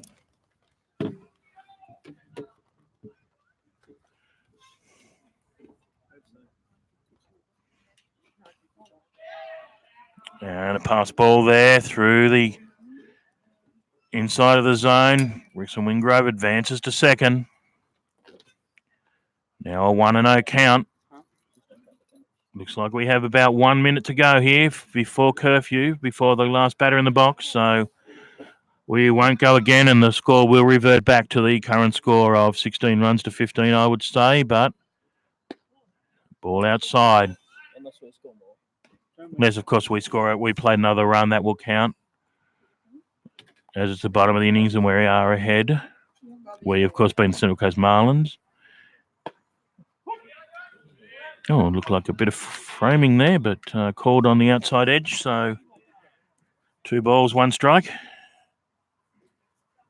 The pitcher actually gave up on that one and really just sort of flung his glove out and grabbed it. But got the call there, so so be it.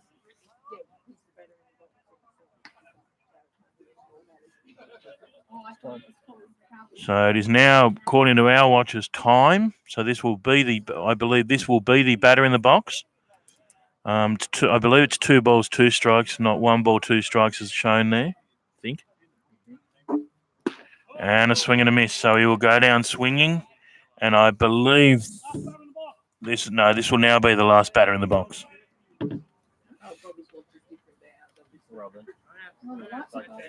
So Chet Robinson here will be batter in the box now, will be the last batter due to curfew. The batter, Chet Robinson.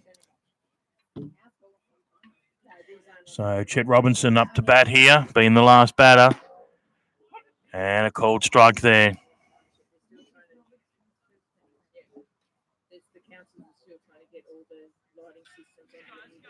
So we're going to have to pack up quickly here because we will lose the lights. One of the reasons for the curfew is, and Chet Robinson flies one out there to centre field, Adam O'Neill, who takes the catch. And Adam O'Neill takes the catch out there at centre field to close down the game in the bottom of the 8th innings with the Central Coast Marlins running out 1-run winners, 16 runs to 15. Some very tight and close ball games here today. Just a reminder of the early and during the week. Just a reminder of the previous scores. On Wednesday night, Marlins ran out 1-run winners, 5 runs to 4. In the under-18s fixture here this morning, the Marlins again run out 1-run winners, 1 run to 0. In the 3rd grade fixture was an absolute flogging, a 2-run win by the Marlins, 6 runs to 4.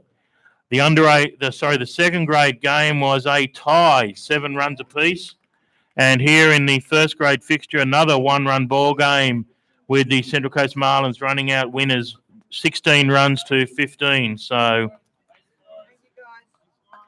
5 very close games there. I think 3 1-run ball games, 1 2-run ball game, and 1 tie. So some good baseball played some very close baseball played between the 2 clubs. So congratulations on the series. Look forward to coming down to Aquatic and for the Manly home series later in the season. With that, we bid you adieu. Safe travels tonight. And for those on our side of the fence, if Settlers are still open, we're looking at going back to our sponsor, Settlers Tavern there at West Gosford. Probably a bit late for a meal, but we might try and call in and have a quick beer on our way home. So if anyone from Manly is driving up at Carryong and wants to come back to Settlers Tavern, which is behind Hungry Jack's and the Red Rooster restaurant there at West Gosford, please feel free to drop in and have a beer with us. Congratulations to both sides, both clubs on some very, very exciting, very close baseball. Good night. Hopefully on the live stream you could hear most of that. Just repeating there, the scores in the lower grades today and on Wednesday night. Some very, very close games here between the 2 clubs. The game generally played in good spirits, a couple of ejections, but they were mainly aimed at umpires due to, Ross centred around decisions. They weren't, they were obviously dissent, but they weren't things of violence or anything of that nature, and they'll be dealt with, I'm sure, during the week in an appropriate way. Between the players, there was played in goodwill and in good spirits. So nice to see. The scores here, just going back to the midweek game. The Central Coast Marlins run out 1-run winners, 5 runs to 4. This morning in the under-18s, the Central Coast Marlins again run out 1-run winners, 1 run to 0 in a very tight ball game. In the 3rd grade fixture, which was the biggest margin of the weekend, the Marlins scored 2 in the last innings, I think, from memory, to run out winners 6 runs to 4, so a 2-run margin, the biggest of the weekend. In the 2nd round game, it was a 7-all tie, and here in the 1st grade fixture, the Marlins have run out 1-run winners, 16 runs to 15. So In the 5-game series, we have 3 one-run games, 1 tie, and 1 two-run ball game. So very tight and exciting series, played in good spirits. And with that, we will shut down the live stream. We're going to have to pack up quickly here due to curfew. We need to get the lights out for the benefit of the residents. And we thank you for your audience tonight. We trust that you've enjoyed the game. We certainly enjoyed bringing it to you. And with that, we wish you safe travels and good night.